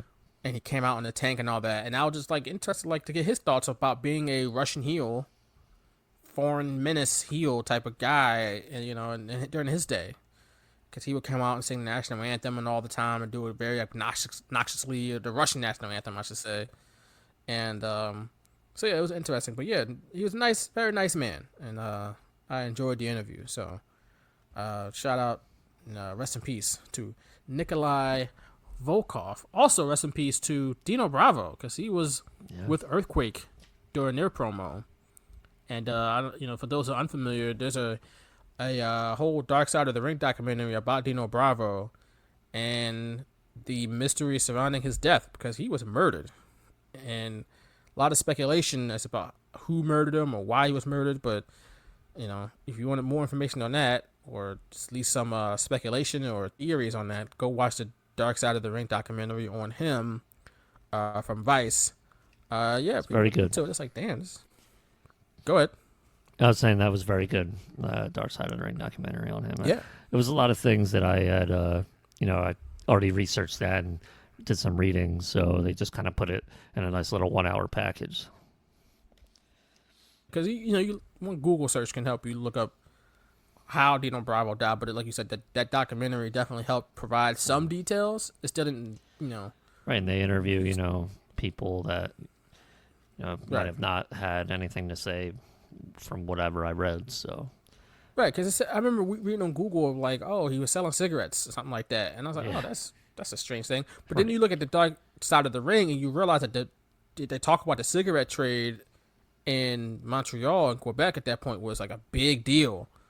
It was a big moneymaker for, legal crime syndicates, and he probably got caught up, and, one thing led to another, and unfortunately he was, murdered in his own house. So, Dino Bravo, so rest in peace to him.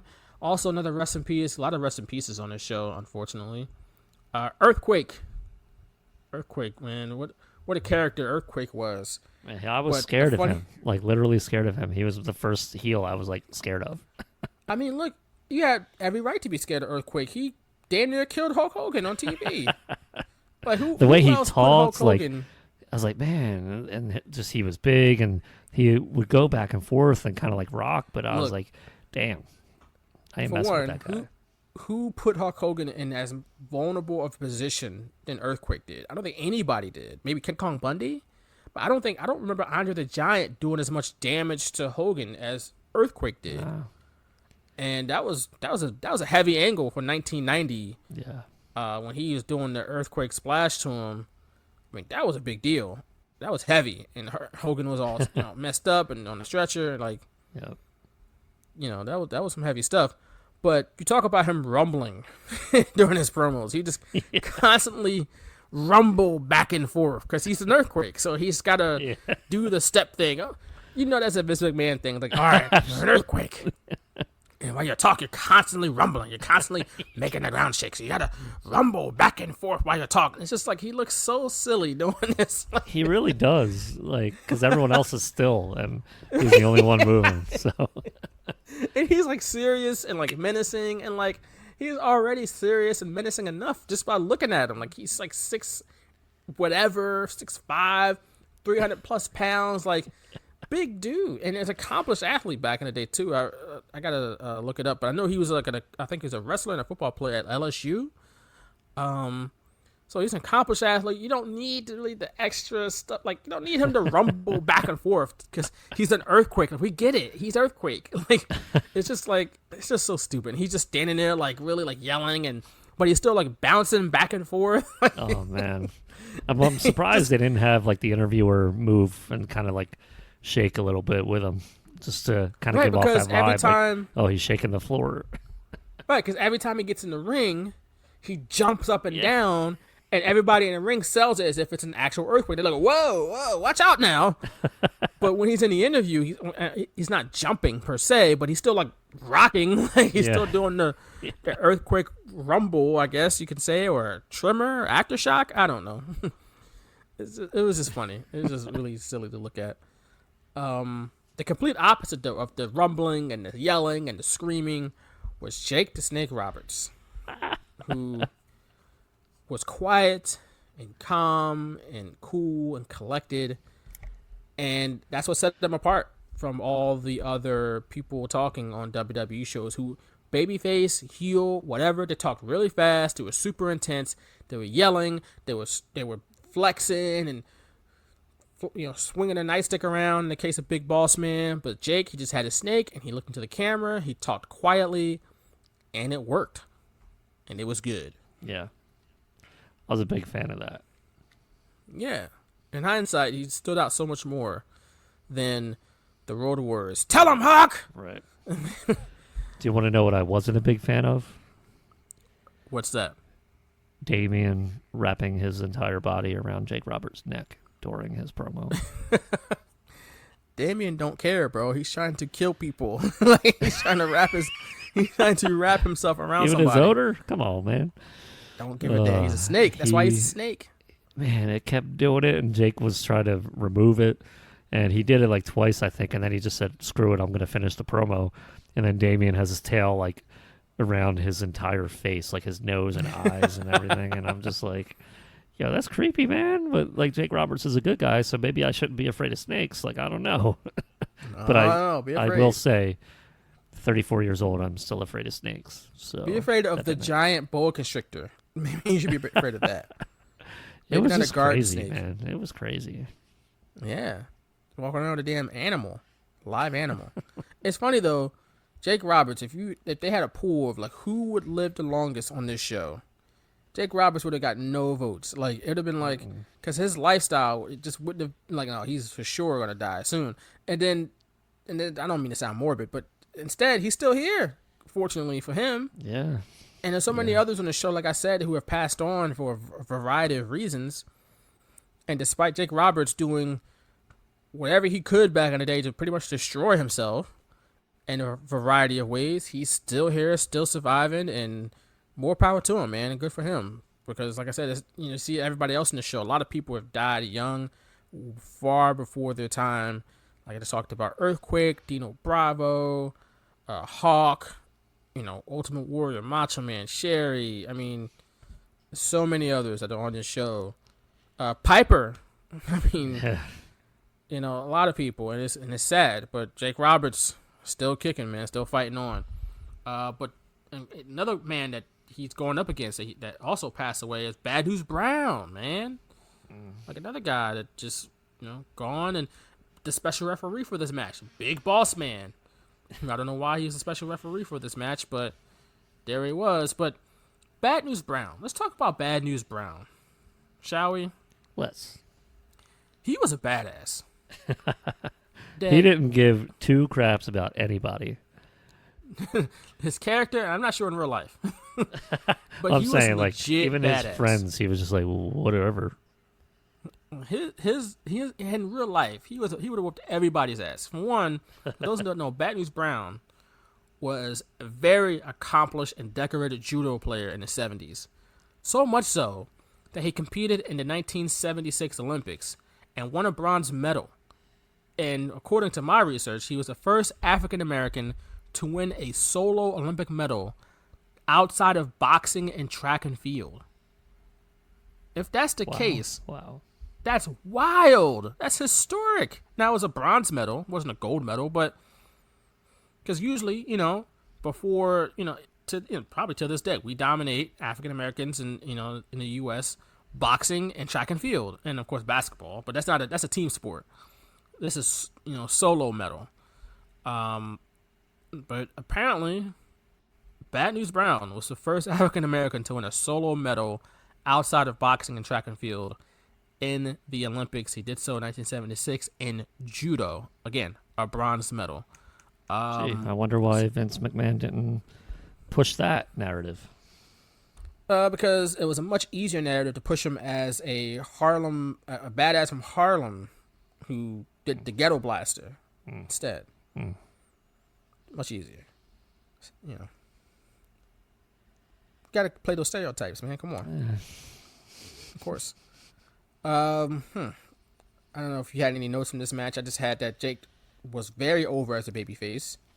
Yeah, they were chanting like DDT, and I don't know if that was so much as they hated Bad News Brown or they loved Jake, but no, that happened. That was Jake. Jake was over as a babyface. Yeah, and I think this was the Big Boss Man's first really turn. I don't know if he was a babyface before this, but I know he was coming back and he lost a lot of weight, and this might have been his first real inclination that he's a babyface, because I kind of remember, I don't remember word for word, but I think Vince was kind of like, let's see how the Big Boss Man's going to play this match. Will he be right down the middle type of stuff? So they were kind of questioning whether he would call it right down the middle. And for me, everything I've ever known about the Big Boss Man was he stood for right, 1990, 1991, 1992 WWF before he went to WCW.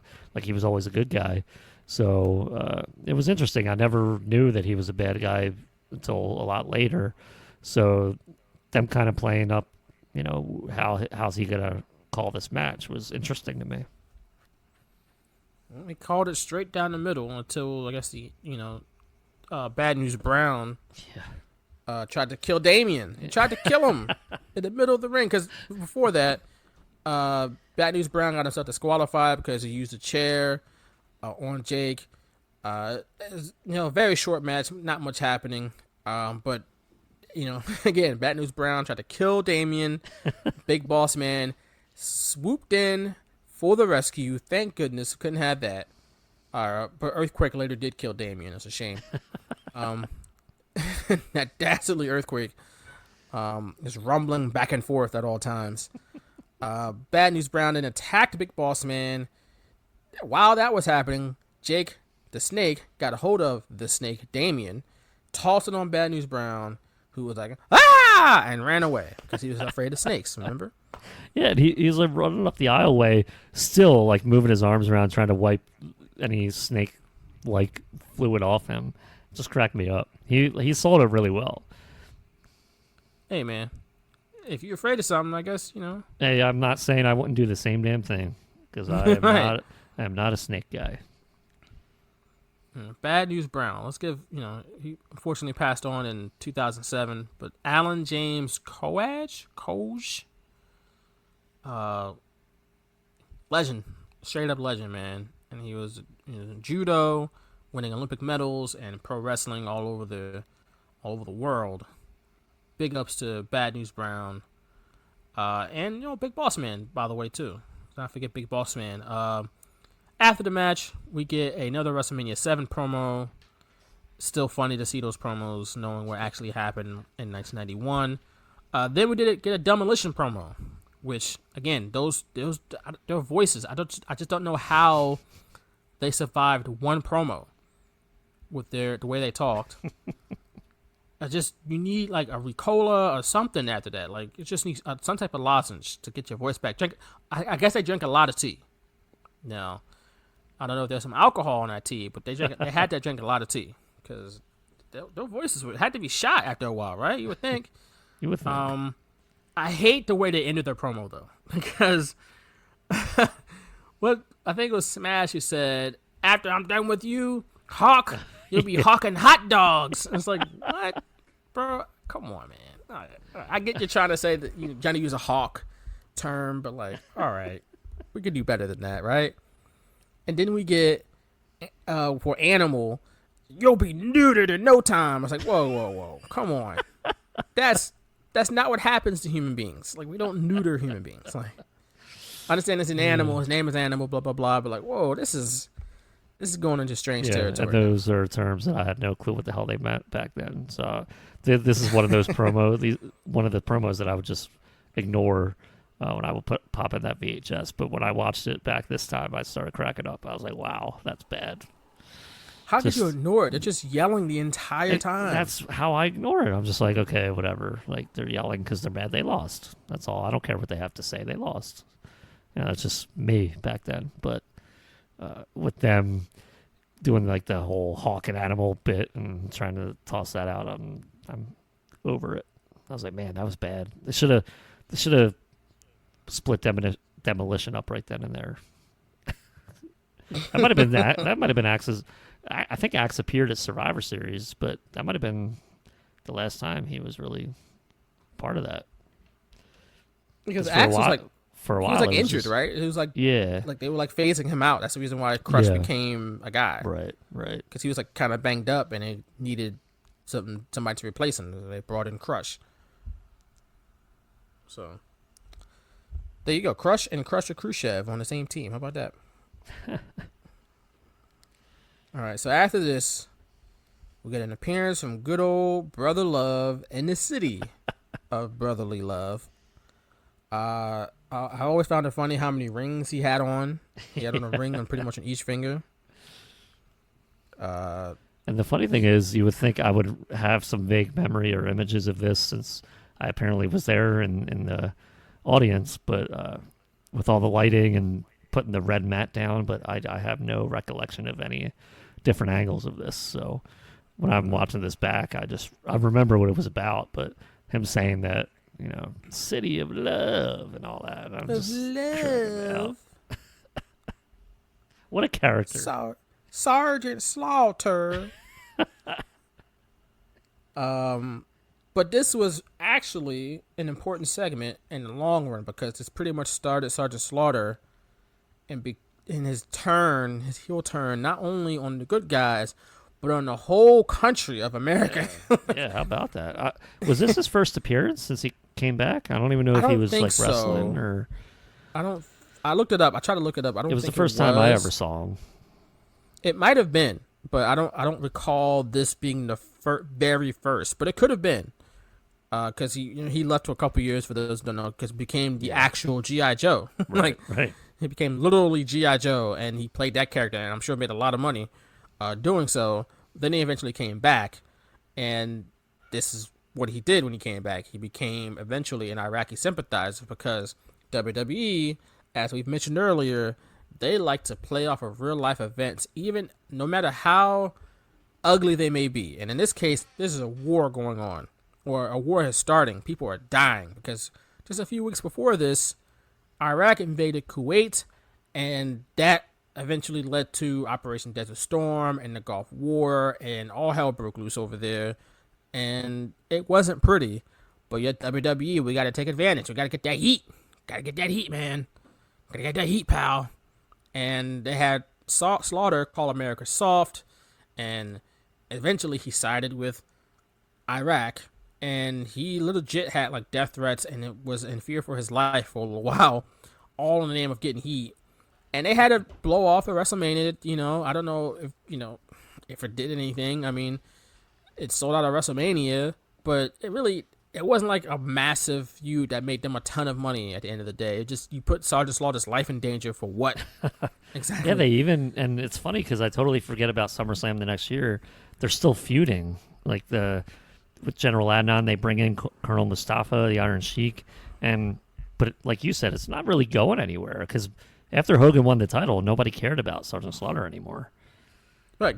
As you mentioned, the SummerSlam 91, they had the match made in hell, Hogan and Warrior versus the Iraqi sympathizers, and Slaughter was one of them. So, yeah, I don't know what it really did for Slaughter. I mean, for him, he got a WrestleMania main event out of it. I'm sure he got paid a lot of money, as champion. But he also was in fear for his life for a little while. Like, that couldn't have been cool. No. So, But yeah, WWE, stop doing this stuff, man. Like, you don't have to do the whole foreign menace and the whole playing off of real life. Like, not with these type of subjects. You can play off of real life things, but this hit a nerve. This is too much of a nerve. Like, this is too much. Like, people's legit lives are being lost in this. Like, you know, I just don't know. It just feels weird nowadays because they make back then they made all the foreigners bad guys. As we see in the next match, the Jim Duggan and Nikolai Volkov, you know, the U.S. and Soviet connection, I guess, going against the Orient Express. For one, Oriental is not a term that people use anymore, but back in 1990, people were still using it. Like, and they were the bad guys. You know why? Because they're not from the United States, so they're bad guys. Funny thing in this match, though, before the match, obviously they're in Philadelphia, and they mention Kate Smith before they sang God Bless America, which, mind you, they sung that song horribly. They got booed. It was so bad. They were supposed to be the good guys. And people were like, yo, this is trash. Bring out Kate Smith, please. Where's the video at? Was she had passed away by then, right? I'm going to assume so. I can look it up. They had a statue already. Yeah. But which they showed during them singing. She died in 1986, by the way. She was almost 80 years old. So, yeah, they showed her statue out there. And I was like, oh, hey, that's Philly. Yeah, so for those who don't know, Kate Smith was a singer back in like the 30s who, you know, famous singer. And in one game, and I guess before we won the Stanley Cup in 74, she sung God Bless America, and it was like a big game, and we won the game. I don't know if we clinched the Stanley Cup that day or what. I can't remember exactly.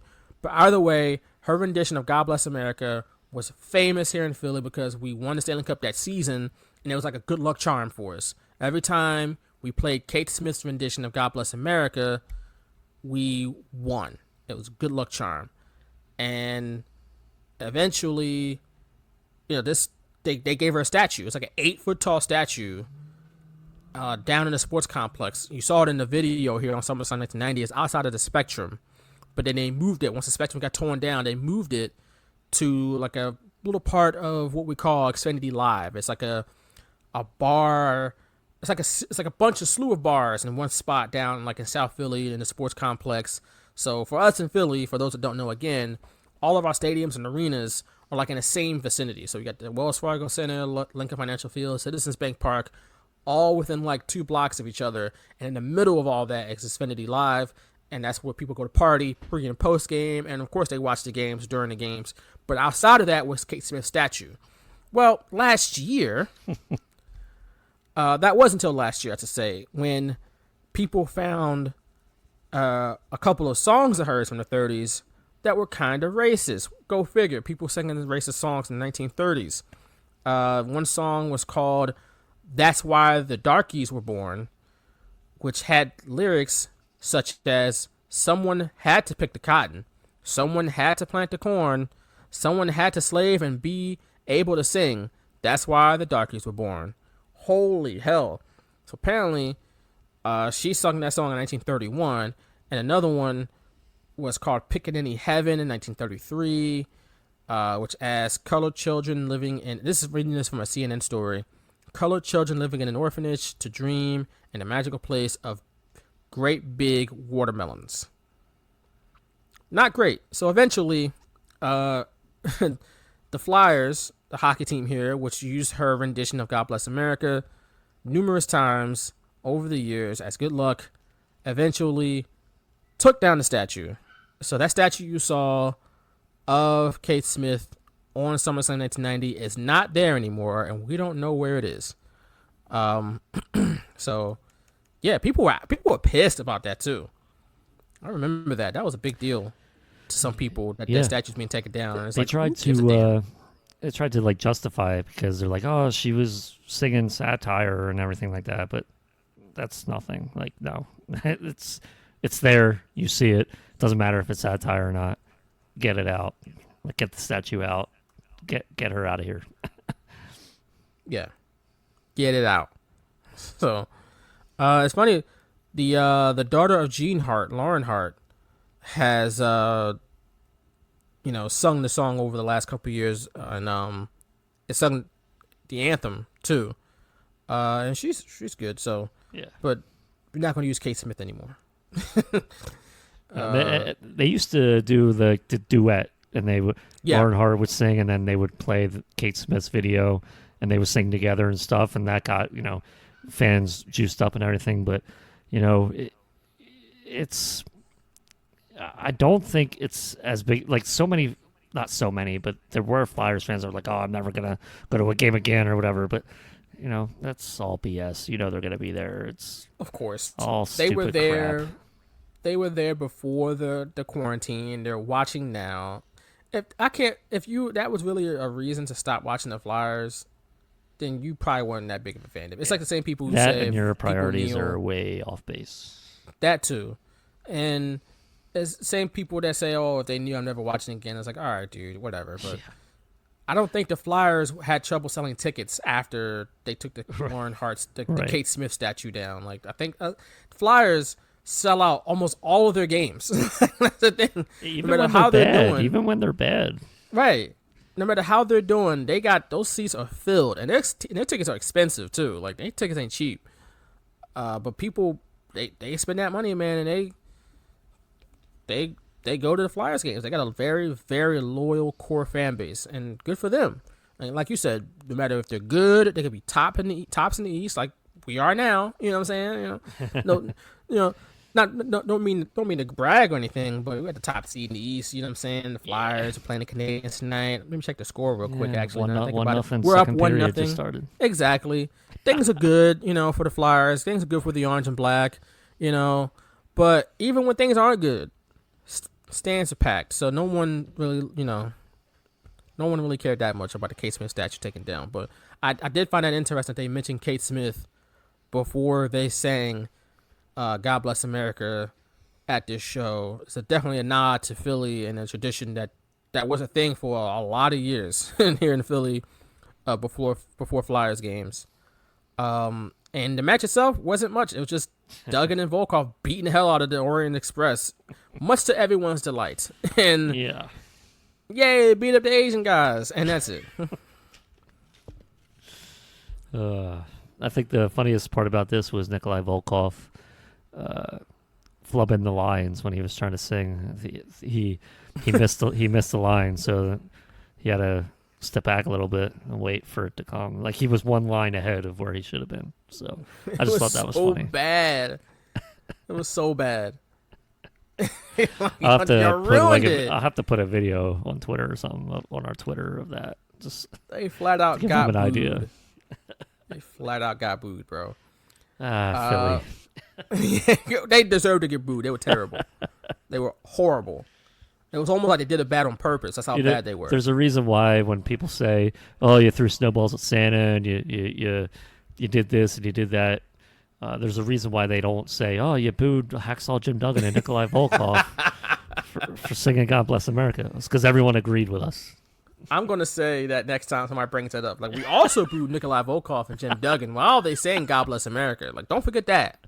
That happened, too. That happened way more recent than the Santa thing. Well, see, now I have to I'll put that on our Twitter so we have a video readily available to send anyone yeah, it's evidence. That dared disagree. Yeah, we got video evidence of this actually happening. So, what a time. Moving on to Dusty Rhodes and the Macho King, Randy Savage. Before the match, we get Ted DiBiase on a little platform with Virgil. Well, can we wait? Even before that, before Macho Man came out, when Sean Mooney was interviewing him backstage, yes. and he was on that step ladder, shaking back and forth. I was like, you know what? Maybe I've been too hard on Sean Mooney because I'm not as big a fan of him as you are. But oh my god, that was hilarious. You need to stop with who's the other guy you love so much? With the mullet. Who's the other backstage guy? Oh, snap! How do I? Todd Pettengill. You love Todd Pettengill for whatever reason so much. Yeah, that's supposed to be your guy, right? He had a mullet That's for your guy. 2 weeks. Come on. Okay. Your guy, Todd Pettengill. He's the man. He was okay. But Sean Mooney was a beast, bro. Including this interview when he's standing on the steps and Macho Man's cutting another fire promo. Yep. And then when Macho Man pulls off with his homies, he's like, whoa, back to you, Vince, whoa. That was a highlight for me of this entire pay-per-view, man. It was great. I had to get that in because that was hilarious. It was great. And because the camera is panned out, first of all, when the interview starts, and you see him shaking on the stepladder. And then it's just like him and Savage, or just Savage with the microphone. And the camera pans back out when Savage leaves, and you see him still shaking. And I'm just like cracking up. That's amazing. Also, Savage playing up to so the rumors are true about Sapphire, huh? And it's like, what rumors? Yeah. She doesn't want to be amongst the commoners, huh? It's like, yeah. I thought that whole segment was really funny. So yeah, I agree. Sean Mooney, though, he deserves his respect. He was great as a backstage interviewer. But back to Ted DiBiase, who, in my opinion, is a timeless villain. He works in any era because no matter what era it is, it's all relative anyway, as far as money. But we all hate a super rich person who thinks he can buy everything. Like that. If it's the 30s, 40s, 50s, into today, we all hate that person. Like, he's a timeless villain. And the perfect person to put him up against was Dusty. Because Dusty in WWF was the common man. And it was definitely some parallels to Dusty and DiBiase between that feud and Dusty and Flair and NWA.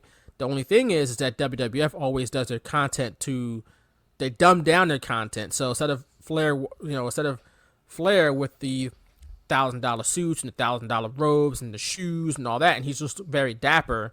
You got DiBiase in an ugly jumpsuit with a big dollar sign on the back. So this is how you know he's the rich person. Like, he buys everything. Dusty Rhodes is a common man. When in NWA, he would just be cool, he's wearing normal clothes. But in WWF, he's a trash man. He's a plumber. He's the common man. You're supposed to root for him. He's like you. Like, it's very straightforward. And he's wearing polka dots for some reason. It's very straightforward. That's very WWE to kind of dumb it down and make it very overt and easily digestible. Which I kind of understand, I guess, from their standpoint back in 1990, especially because there were a lot of kids watching. And that's got to make it easy for them to understand. It's what made it easy for me to follow things, and that's why I've really reached my limit, giving them the benefit of the doubt. But when they dumb it down now as an adult, I get it because that's kind of how I got roped into it, and I was able to understand things from pay-per-view to pay-per-view, TV to TV. Their audience today, though, is so old. It doesn't even make sense now. You can't even justify it. I agree. It's the kids are their biggest audience. It's not. It's 50 plus. So you don't have to dumb it down anymore. No. And if anything, the kids are more sophisticated than what we were back then. They got Google. They got the internet now. Speaking of dumbing down, the Sixers are going to lose somehow. Stop it. Don't jinx them. Maybe it's a reverse jinx. No, well, they were up by like 3, and then Toronto just tied it, and then they just went ahead. So whatever. Come on. Yeah. God, I don't need this bad news in my life right now. Don't do this to me. I'm sorry about that, but but it's ridiculous. But whatever. I'm just saying, kids now are very sophisticated, and they can easily get to information much easier than they could when we were younger. Yeah. And we just left to our imaginations, and we needed that spoon feeding, so to speak, where. That's a great point. Kids don't necessarily need it that much nowadays. My daughter gets stuff, man. She's kind of hip to a lot of things, and if she's not, she'll ask me, and I'll tell her. But that's a different discussion for a different day. But DiBiase is out here to reveal that he bought Sapphire. He bought her services. He was the one, because leading into this, Sapphire was receiving all these lavish gifts. I wrote them down. Do you want to go through them? Go through them. All right, let me see. Oh, no, I ripped it up. Hold on. Good Lord. I didn't know if you were going to list them, but the way Dusty Rhodes says them in the promo that he did was hilarious. A diamond ring, a full-length mink coat, a diamond necklace, a cruise around the world, gold bracelet, and a new Cadillac. Ooh, a new Cadillac, because you know how much black people love those Cadillacs, boy. I tell you. That's everything Ted DiBiase gave to her. And that's all it took. And a That bag we of know money. of.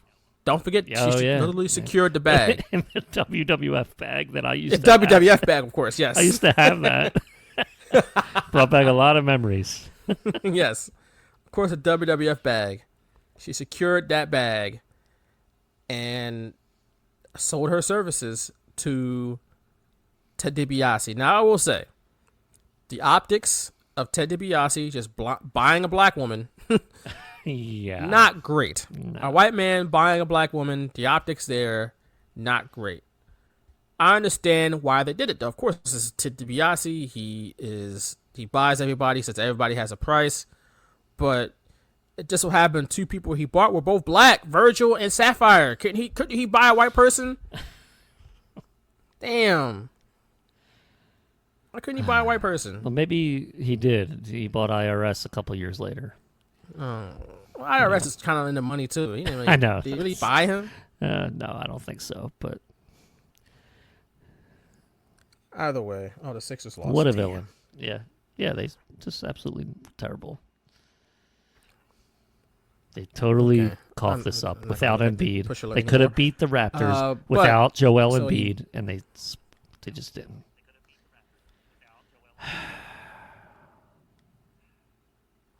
All right, well, moving on from that disappointment. So yeah, Macho Man, Dusty Rhodes is, by the way, is heartbroken. He can't believe this happened. He's just like, this sweet Sapphire lady belonged to me.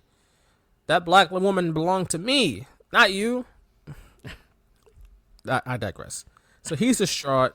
He goes against Macho Man, but Macho Man uses the brick or something, a weapon that's in Sherry's purse, knocks him over the head with it, knocks him out, pins him, he wins, boom. That's it, they're out. But meanwhile, backstage, and I wrote this down, I love the way they actually shot this, because Sean Mooney, it's all happening like in real time. It doesn't feel scripted. Right. It feels like it's spontaneous. Sean Mooney's waiting for Ted DiBiase. He's like, oh, he must be back in his private quarters, his private room. You know, I'm waiting for him. His limo just pulled up. I'm waiting. It's like he was an actual reporter trying to get an interview instead of having the, here's my guest at this time. Yeah, Ted just DiBiase. standing 5 feet from him. He's like, here's Right. Ted DiBiase. And he just walks in into the frame. No, instead he's like waiting for Ted DiBiase because DiBiase's doing other stuff. Like he's a human being looking to do stuff, and he comes out, he's trying to interview him. He talks like for 2 seconds as he's getting into the limo. Here comes Dusty. Like it's just a lot of different things happening at once. And I just wish that WWE just got back to that. Like it just felt a little more real, felt a little more spontaneous. And they don't do that. It's very scripted, very regimented, very rigid. And it just doesn't feel natural, and I think the product has suffered as a result. I agree with everything you just laid out. All right. Well, I appreciate that. Well, the We're on Sixers same are going to play page. the Celtics in the first round of the playoffs, so there you go. All right. Stop bringing up the Sixers right now. I have the post game live on, and I'm just Turn it off. the Flyers are playing The right now. Phillies are losing too, and the Flyers. Man, we're are trying to only have a up. good time here I'm- on episode I'm- 247. I'm good. The show's long enough. Try to be good. It's 2+ hours. Yeah. So, next up, we got Hulk Hogan against Earthquake. And the first half, what they called a double main event, because you can't just love leave it. Hogan out and not be a main event. Exactly. Got to be a main event with Hogan in it, right? Precisely. Of course. But this was a heavy angle. This was a big deal. So I will say that. Big Boss Man was in Hogan's corner. Bravo was in Earthquake's corner. So that evens the odds there. Hulk Hogan was so damn oily during his promo. He was glistening. He was like, had a reflection. You could look in the mirror off his biceps. He was so oiled up. He didn't need that much oil, bro. His skin was moisturized. He didn't have to lotion or put oil on for the next 2 weeks after that, bro. He was not ashy. It's ridiculous. Oh, man. Another thing I noticed, Big Boss Man had the Georgia State flag on his uniform. But at that point, the Georgia State flag still had the Confederate flag inside of it. Oh, wow. Yeah. How about that? Let's see. Hogan spit on Earthquake before the match. I saw that, and I noted that too. Wow. That Bruh, dastardly that's a heel move. It really is. Like, it doesn't matter if he almost took your life. Come on, you can't spit on somebody. No, that's a heel move. Like, that's straight disrespectful, bro. There wouldn't have been a match at that point. Like, bro, did you just spit on me? I don't care if we are wrestling and this is acting. Like, I'm beating your ass right now. And you're supposed to be the good guy. That's flat out disrespectful, fam. Unbelievable. Good guys don't spit on people. That's I don't know. That's just straight disrespectful. It calls for an automatic ass whooping every time. Like, He did it a lot, by the way, and not. This is like I noticed it here, but in WCW type matches, even before he turned heel, he would like spit on the guys he was facing when they were like laying on the mat. He would do it to Flair. He did it to like Brutus. I don't know what the hell is wrong with him. Maybe he was a heel his entire he was. He was. He's a trash human being in wrestling and in real life. How about that? You're not wrong. Also, Hulk Hogan's theme song, though, I got to give it to him. His theme song was fire. Yeah. Real American was a great song. I was bobbing my head, tapping my foot to that song, too. Yeah, and people were going crazy. Yep. But I feel like it's just, I can't help it because we're in 2020 and we're in this pandemic. I can't help but feel like the people who don't want to wear masks and they're like fighting for their rights, quote unquote, this is a song that's playing in their head when they're thinking about that. Like, I have rights. I don't want to wear this mask. It's infringing on my unalienable rights as an American. And I just feel like they heard this song and they're like, this is what I got to do. Like, I can't let it slide. I'm a real American. Fight for what's right for every man, including not wearing a mask.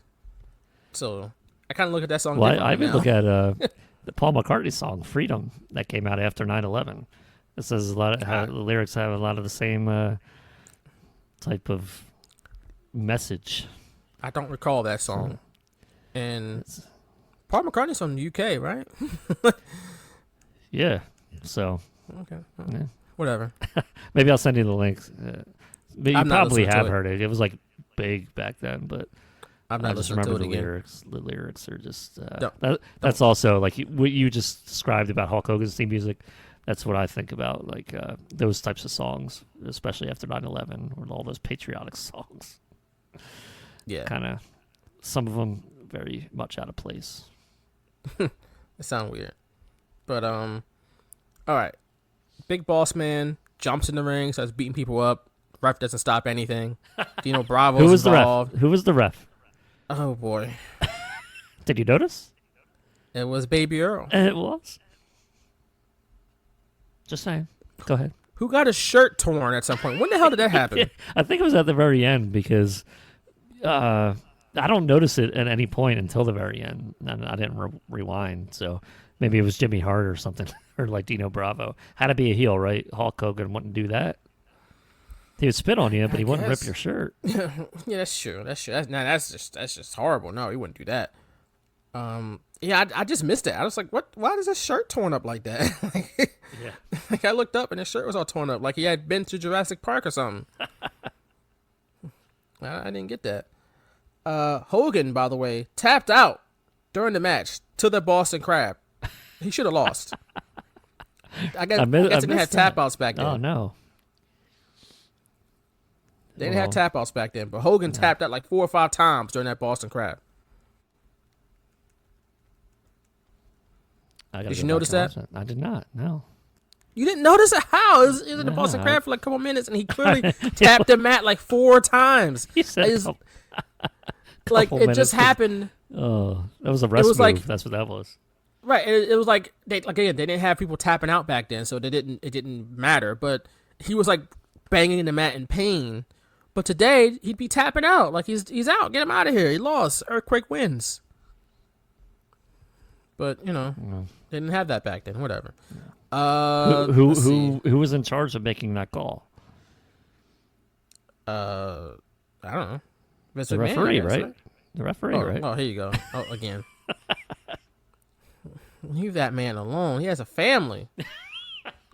He has a family. With much better referees than his family. All right, I'm just gonna move on to my next point here, and that Hulk Hogan hulked up after eating 2 of Earthquake's finishers like it was nothing. Just hulked up on his ass. He kicked out like it was nothing. Right.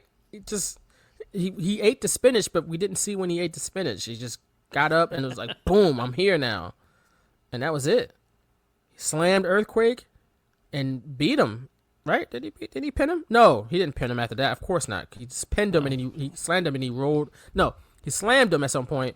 Then he slammed him on top of a table. Yeah. A randomly set through the table. Right. Didn't go through the table, just landed on top of it and slid off. Yeah. And then Earthquake got counted out. And I was like, what? People will be pissed if that was a finish today. They would be irate. Hogan jumping up and down, celebrating the win because he got in at the 9. People would be clowning Hogan all day long. And yet people in the crowd were going crazy. Yay, Hogan won. And that's all that matters. Hogan wins. Big Boss Man swinging the stool for some reason. And then Hulk Hogan must pose. That's it. And everybody's happy. Big Boss Man's telling them, hey, you got to pose, man. You got to pose. I will say it was an intense after the match with Quake coming in and choking Hogan and then eating those shots from the Big Boss Man. You saw those welts on his back. And that was like intense. And I think he hit him 3 times. And then finally, Earthquake lets Hogan go. And you could tell he's like looking at Boss Man like, damn, that freaking hurt, you bastard. And you could just tell how much pain he's in. And it's just hilarious. Great. Yeah, it looked bad.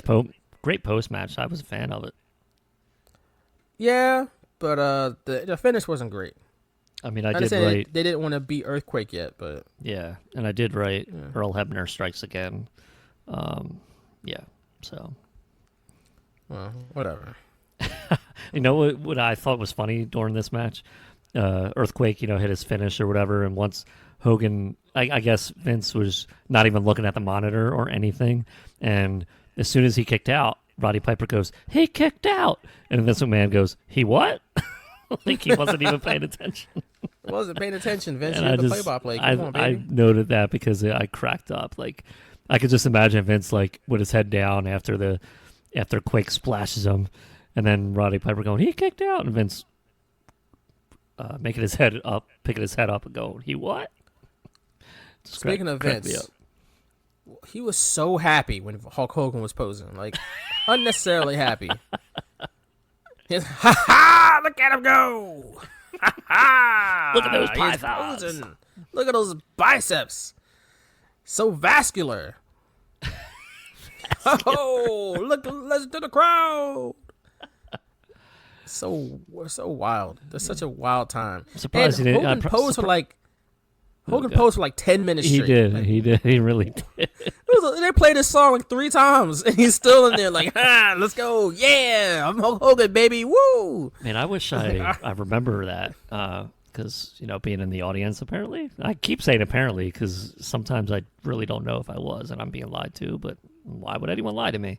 I don't remember, the posing and everything like that for that long, but maybe it was even longer than that. Because, they had the backstage stuff going on, so. That's true. It could have been for like 30 minutes. Yeah. I mean, when they set up the steel cage, that was long as hell, so. It was. Who knows? I mean, before we get to the steel cage, I got some stuff about that. Mm-hmm. For one, Roddy Piper was hating all over Hulk Hogan for winning that match. He shouldn't be celebrating the win. He sucks. And guess what? He was right. Well, I mean, even though he was a babyface, he still had that, animosity with Hogan for a bit. That's true, too. So it did make sense. Because he was still a babyface. He was a babyface at that point. Yeah, so it was weird, like, hearing him throughout commentary throughout the night, saying some weird things that could be looked at as pro-heel and anti-babyface, but nothing flat out, like, this guy sucks or whatever, but very weird listening to him on commentary. Yeah.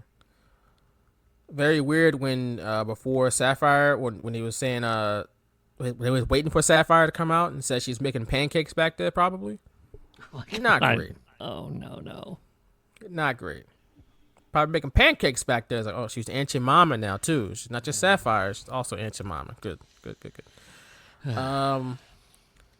Also, Bobby Heenan for the main event. Outfit change, which reminded me that managers used to dress like their charges back in the day. I remember, I think it was WrestleMania, one of these early WrestleManias where Jimmy Hart managed like 3 or 4 different acts. And he had a different jacket for each act, whether it was like Natural Disasters, Money Inc., or whoever. It was like, man, that was a cool thing that people managers used to do. For one, they used to be managers, and for two, they used to kind of look like their people they were managing. So, yeah, I thought that was cool. Very often overlooked, for me back then. I didn't appreciate it the way I do now. I appreciate it. It's little things that very much, that adds to the act that I appreciate from Bobby Heenan and others as well. More promos before this cage match because they're setting up the cage, so we gotta get some promos out there. Dusty Rhodes is back there. He's damn near in tears about Sapphire, but I tell you what, he cut a hell of a promo, boy. Like Dusty Rhodes could talk, man. Yep. Like that man can talk. Like, and he killed it on this night as well. Lord Alfred Hayes was out there giving insight into the construction of the steel cage, and they're talking about they're trying to beat a new record and all this and that. I thought that was pretty dope. He's giving like different stats and stuff like that about the cage and how much it weighed and how many pieces it was. I like that little touch.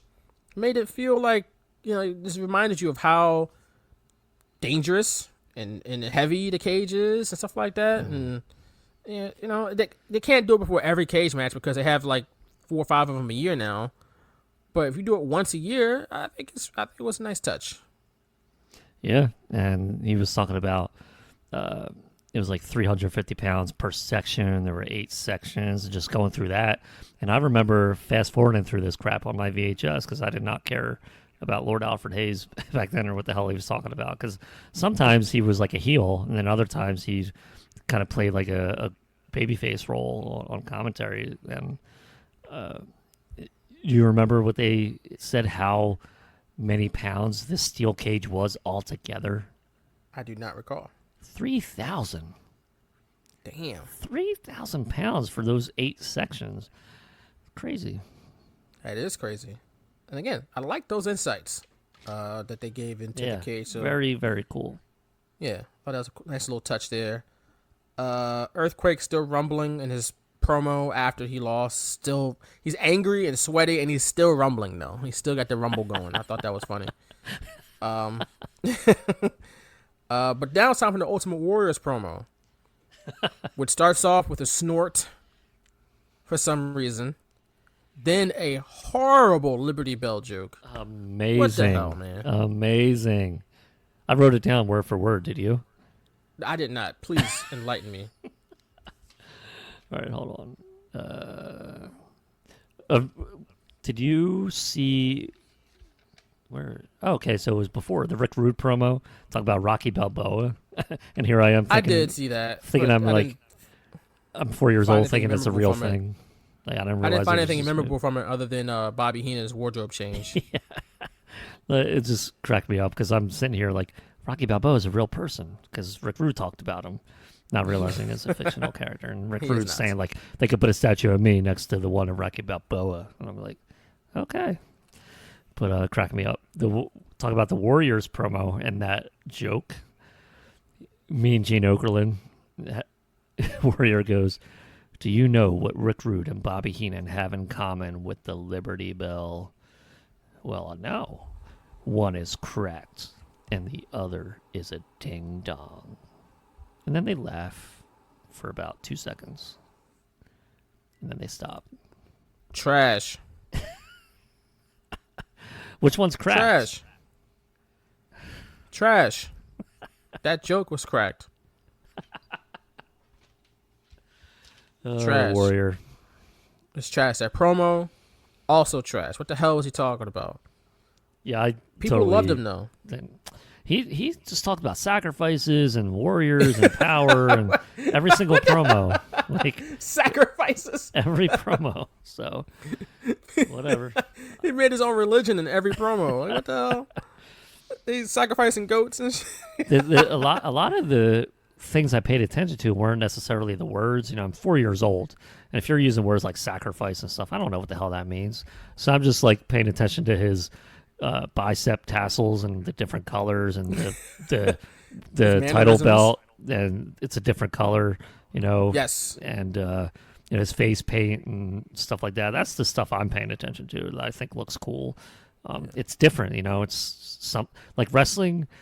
That's why I fell in love with it so much. There was so much differentness about it, like face paint and like the tights, the bicep tassels, like the boots, like everything just made it just looked so different. And to me, it looked cool. So I was just like, it looked cool.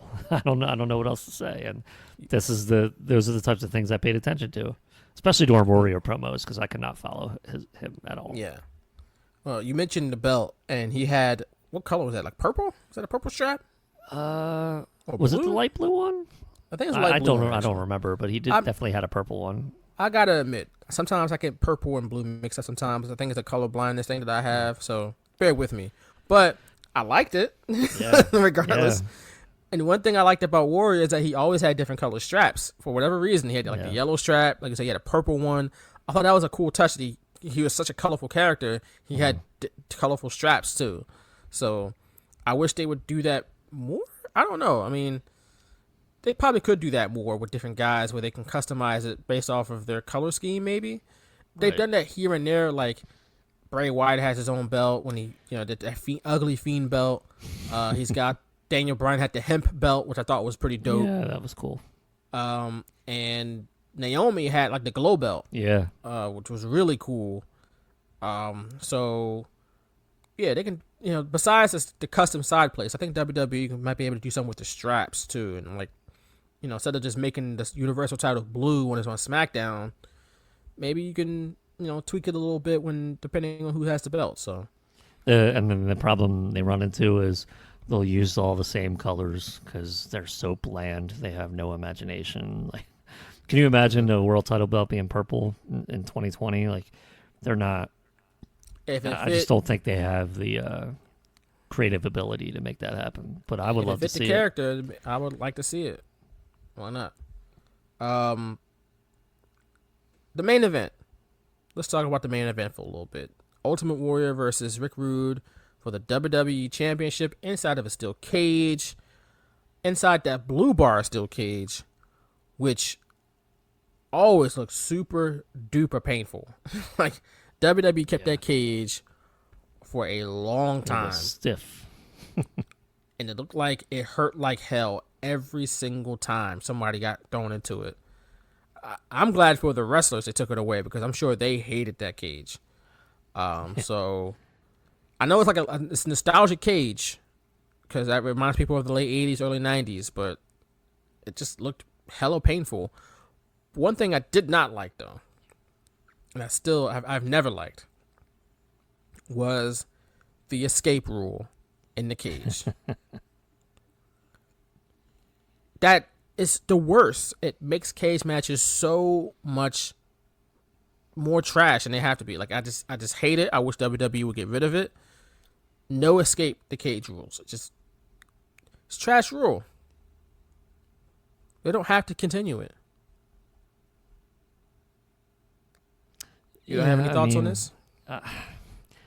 This is the first ever, cage match I watched. It's the only thing that's ever made sense to me is like when I first watch it. So to me, it always was just like, okay, escape the cage makes sense for a heel, but the Warrior escaped this time and won that way, and it is what it is. But the more I grew, the more wrestling I've watched. I think a good blood feud are the only types of feuds that belong in a steel cage.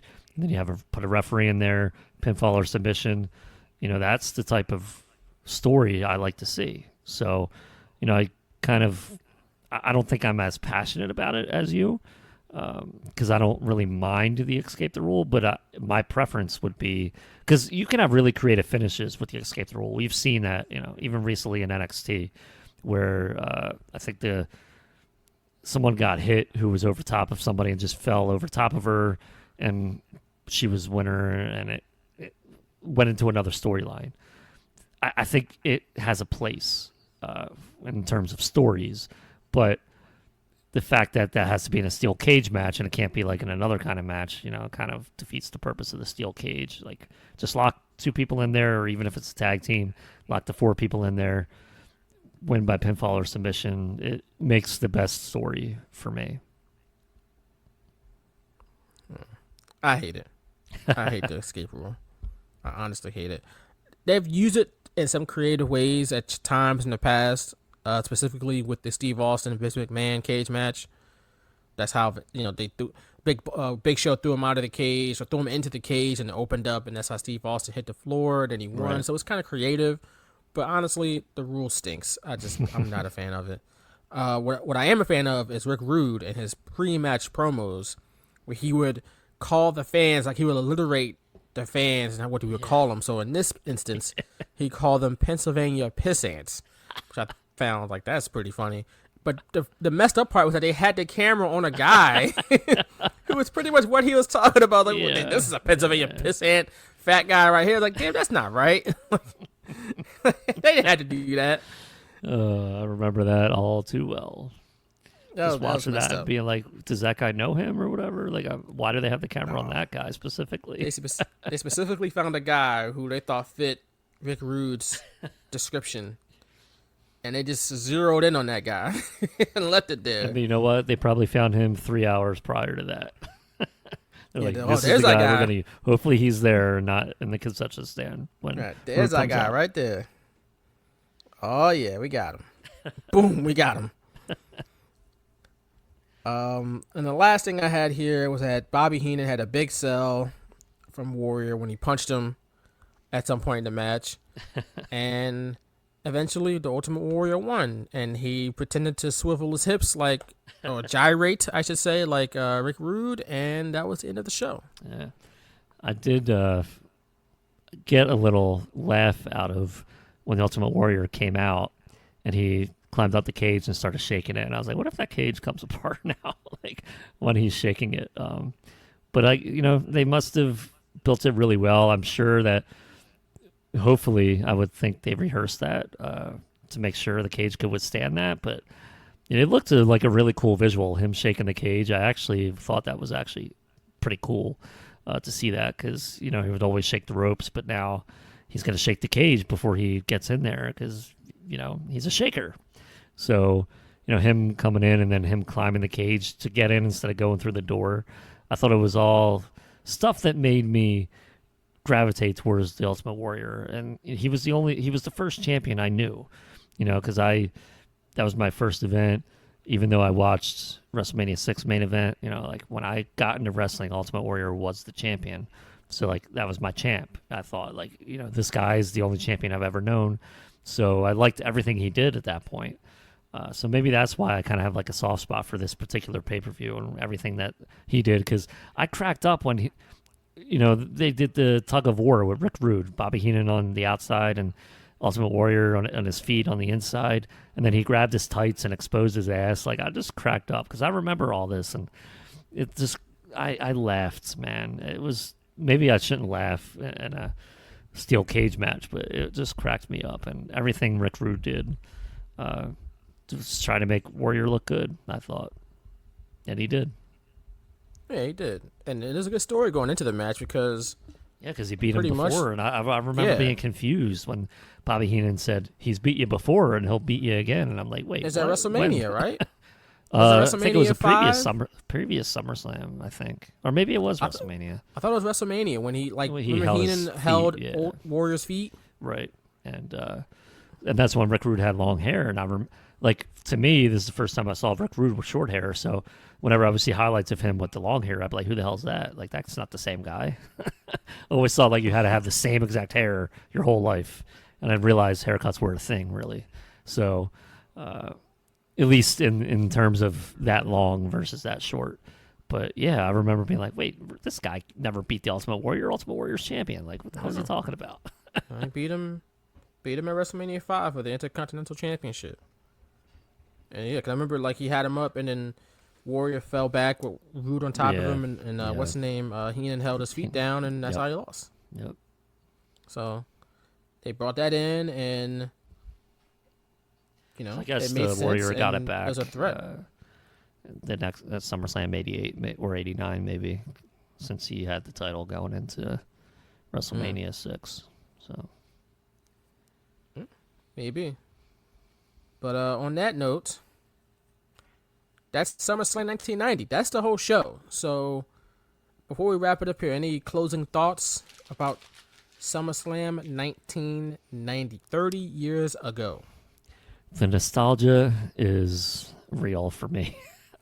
My first VHS, I remember I was looking for anything, any signs in the audience or like any Philly connections, and really we mentioned them.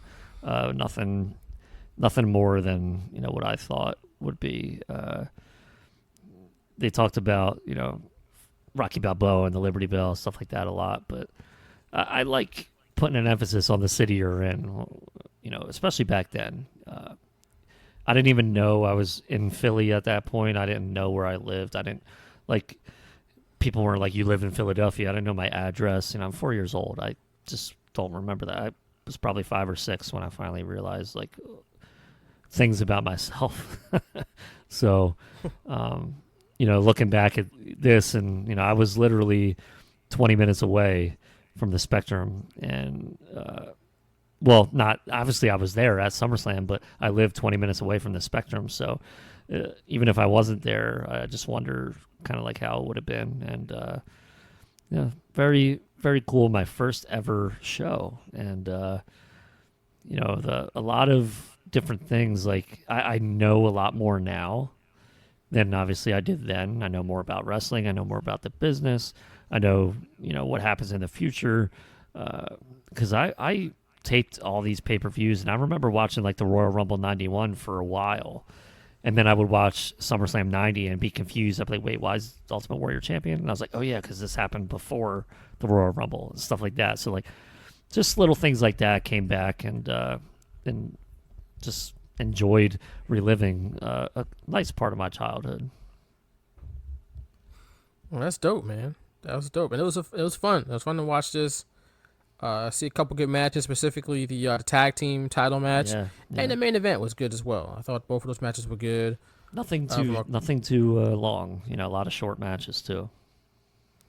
Yeah, this podcast has been very long though. I was talking about this show. Yeah. Follow me at _Picone on Twitter and TikTok. Follow me at Picone Nick on Threads and at Picone on Bluesky. You can follow us at Shooters Radio on Twitter, Bluesky, Instagram, Threads, Facebook, and we're at shootersradio.com and shooterspod.com. You can check me out at crossingbroad.com as well.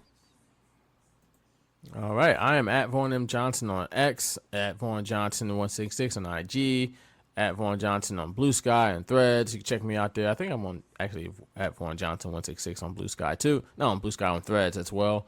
But you can check us out on Patreon, patreon.com/shootersradio, where you can request a future deep dive just like this one. And when you do, you can make a cameo on the show that we're diving deep into. Once again, patreon.com/shootersradio. I'm going to scrutinize you to the fullest, pasteurize you, homogenize you, and synchronize you back into morality.